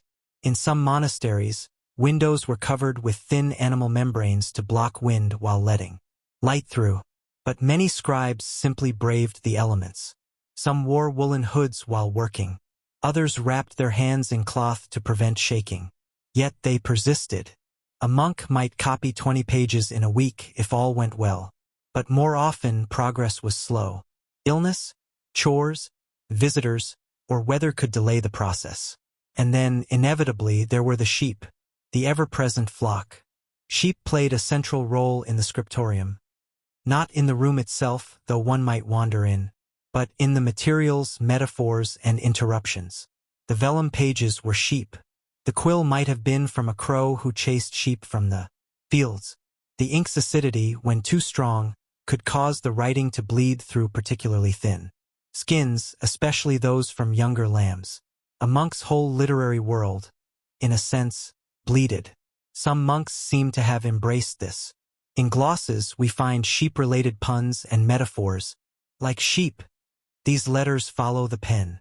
Each word, a woolen thread in the Lord's cloak. One charming manuscript even includes a tiny drawing of a sheep wearing spectacles, with the note, "He too wishes to read." The page as a prayer. Despite the distractions, the aching fingers, the ink that clumped or the sheep that screamed at precisely the wrong moment, monastic scribes saw their work as holy. Not just because of what they copied, but because of how they copied it. Each letter was formed with attention. Each line aligned with care. Even mistakes, when made humbly, were part of the labor of love. The ink was imperfect. The page could smudge. But through it all, the act of writing was an act of devotion. Not a performance, not a show, but a slow, quiet journey, word by word, through the fog, the wool, and the ever-watching sheep. In a museum case in Dublin, under low lighting and behind protective glass, rests a page from a 9th century Irish manuscript. The vellum is yellowed, its edges curled like old bark. Across the page runs a line of delicate script, compact, angular, and patient. The ink has darkened over centuries into a soft brown. Near the bottom, in the margin, a note. "I am cold. I am lonely. I write." This anonymous scribe may have lived in a stone hut at Glendalough or a wind-racked cell on Iona. We will never know his name, but his letters, his careful strokes, his persistent copying across days and seasons, they remain. In this final section, we explore how these humble efforts, powered by homemade ink, crude tools, and sheep-interrupted focus, built something far greater than their creators may have imagined. Living legacy of language, knowledge, and grace. The transmission of memory. Medieval Irish monasticism was marked by a deep love of the written word, not just for scripture, but for language itself. Ireland famously preserved vast swathes of classical literature during Europe's so-called Dark Ages, copying works of Latin authors, early Christian writings, and even fragments of Greek philosophy. These texts were preserved not in great cities or imperial libraries, but in remote outposts, where monks huddled beside hearths with rain pattering on the slate above. And always ink. The ink that stained those pages was never meant to last forever. Yet many of those pages survive 1,000 years on. The composition, oak gall, iron, vinegar, proved surprisingly resilient. It bound to the vellum and aged gracefully. Some inks, exposed to too much sun or acidic vellum, faded. Others deepened to an earthy red-black. The point is not that the ink endured, but that the act of writing did. From sheep to scripture, let us follow the journey of one page. 1. A lamb is born in early spring, its wool white and damp, its bleat surprisingly shrill. 2. That lamb grows, grazes, and, after its time, is selected by the monastery's herdsman for. Parchment. Point 3. Its hide is cleaned, soaked, stretched, scraped, and dried on a wooden frame. The scribe runs a hand over the surface, smooth, creamy, with just a hint of texture. 4. Meanwhile, galls are crushed, rust is stirred into vinegar, and the ink is mixed. It smells metallic, slightly sour. 5. A quill is sharpened, dipped, and brought to the page. 6. The monk writes slowly, deliberately, a psalm, a list, a letter, a litany. He writes not knowing who will read it, but read it someone does. A century later, another monk adds a gloss in the margin. Prayer, a note of thanks, a complaint about supper. Centuries after that, a historian studies it, marveling at the clarity of the script. And now you are thinking about that monk, that lamb, that inkpot. The chain is unbroken. The sheep returns. It's worth returning to the sheep, for they were never far. In manuscripts, they are drawn, sometimes solemn, sometimes silly. In one psalter, a tiny sheep wears a halo, a symbol of the Lamb of God. In another, a monk doodled a lamb eating a scroll with the caption, "He is not hungry for scripture, but for mischief." In life, the sheep were both nuisance and necessity. They were milked, sheared, herded, mended, and muttered at. They interrupted prayers, gnawed on manuscript pages, and sometimes, according to more than one complaint, stared uncomfortably through the window during particularly tricky passages. Yet they were beloved, quietly, persistently, as one monk scribbled near the end of a treatise. The sheep bleats again. He is faithful in his way. Ink as testament. What can we learn from these monks, their sheep, and their ink? Not just about chemistry or scribal practice or the structure of early Irish monasteries, but something gentler, something slower. That care taken consistently leaves marks that endure. That even distractions, woolly, muddy, uninvited, can be woven into a life of purpose. That making something by hand, day after day, in the quiet, is an act of faith. The monks did not write to be remembered. They wrote because writing mattered. They mixed ink because words needed bodies. They chased sheep because someone had to. They sat at their desks in cold stone rooms with thin windows and scratched line after line with frozen fingers, not knowing if anyone would read them. And here we are,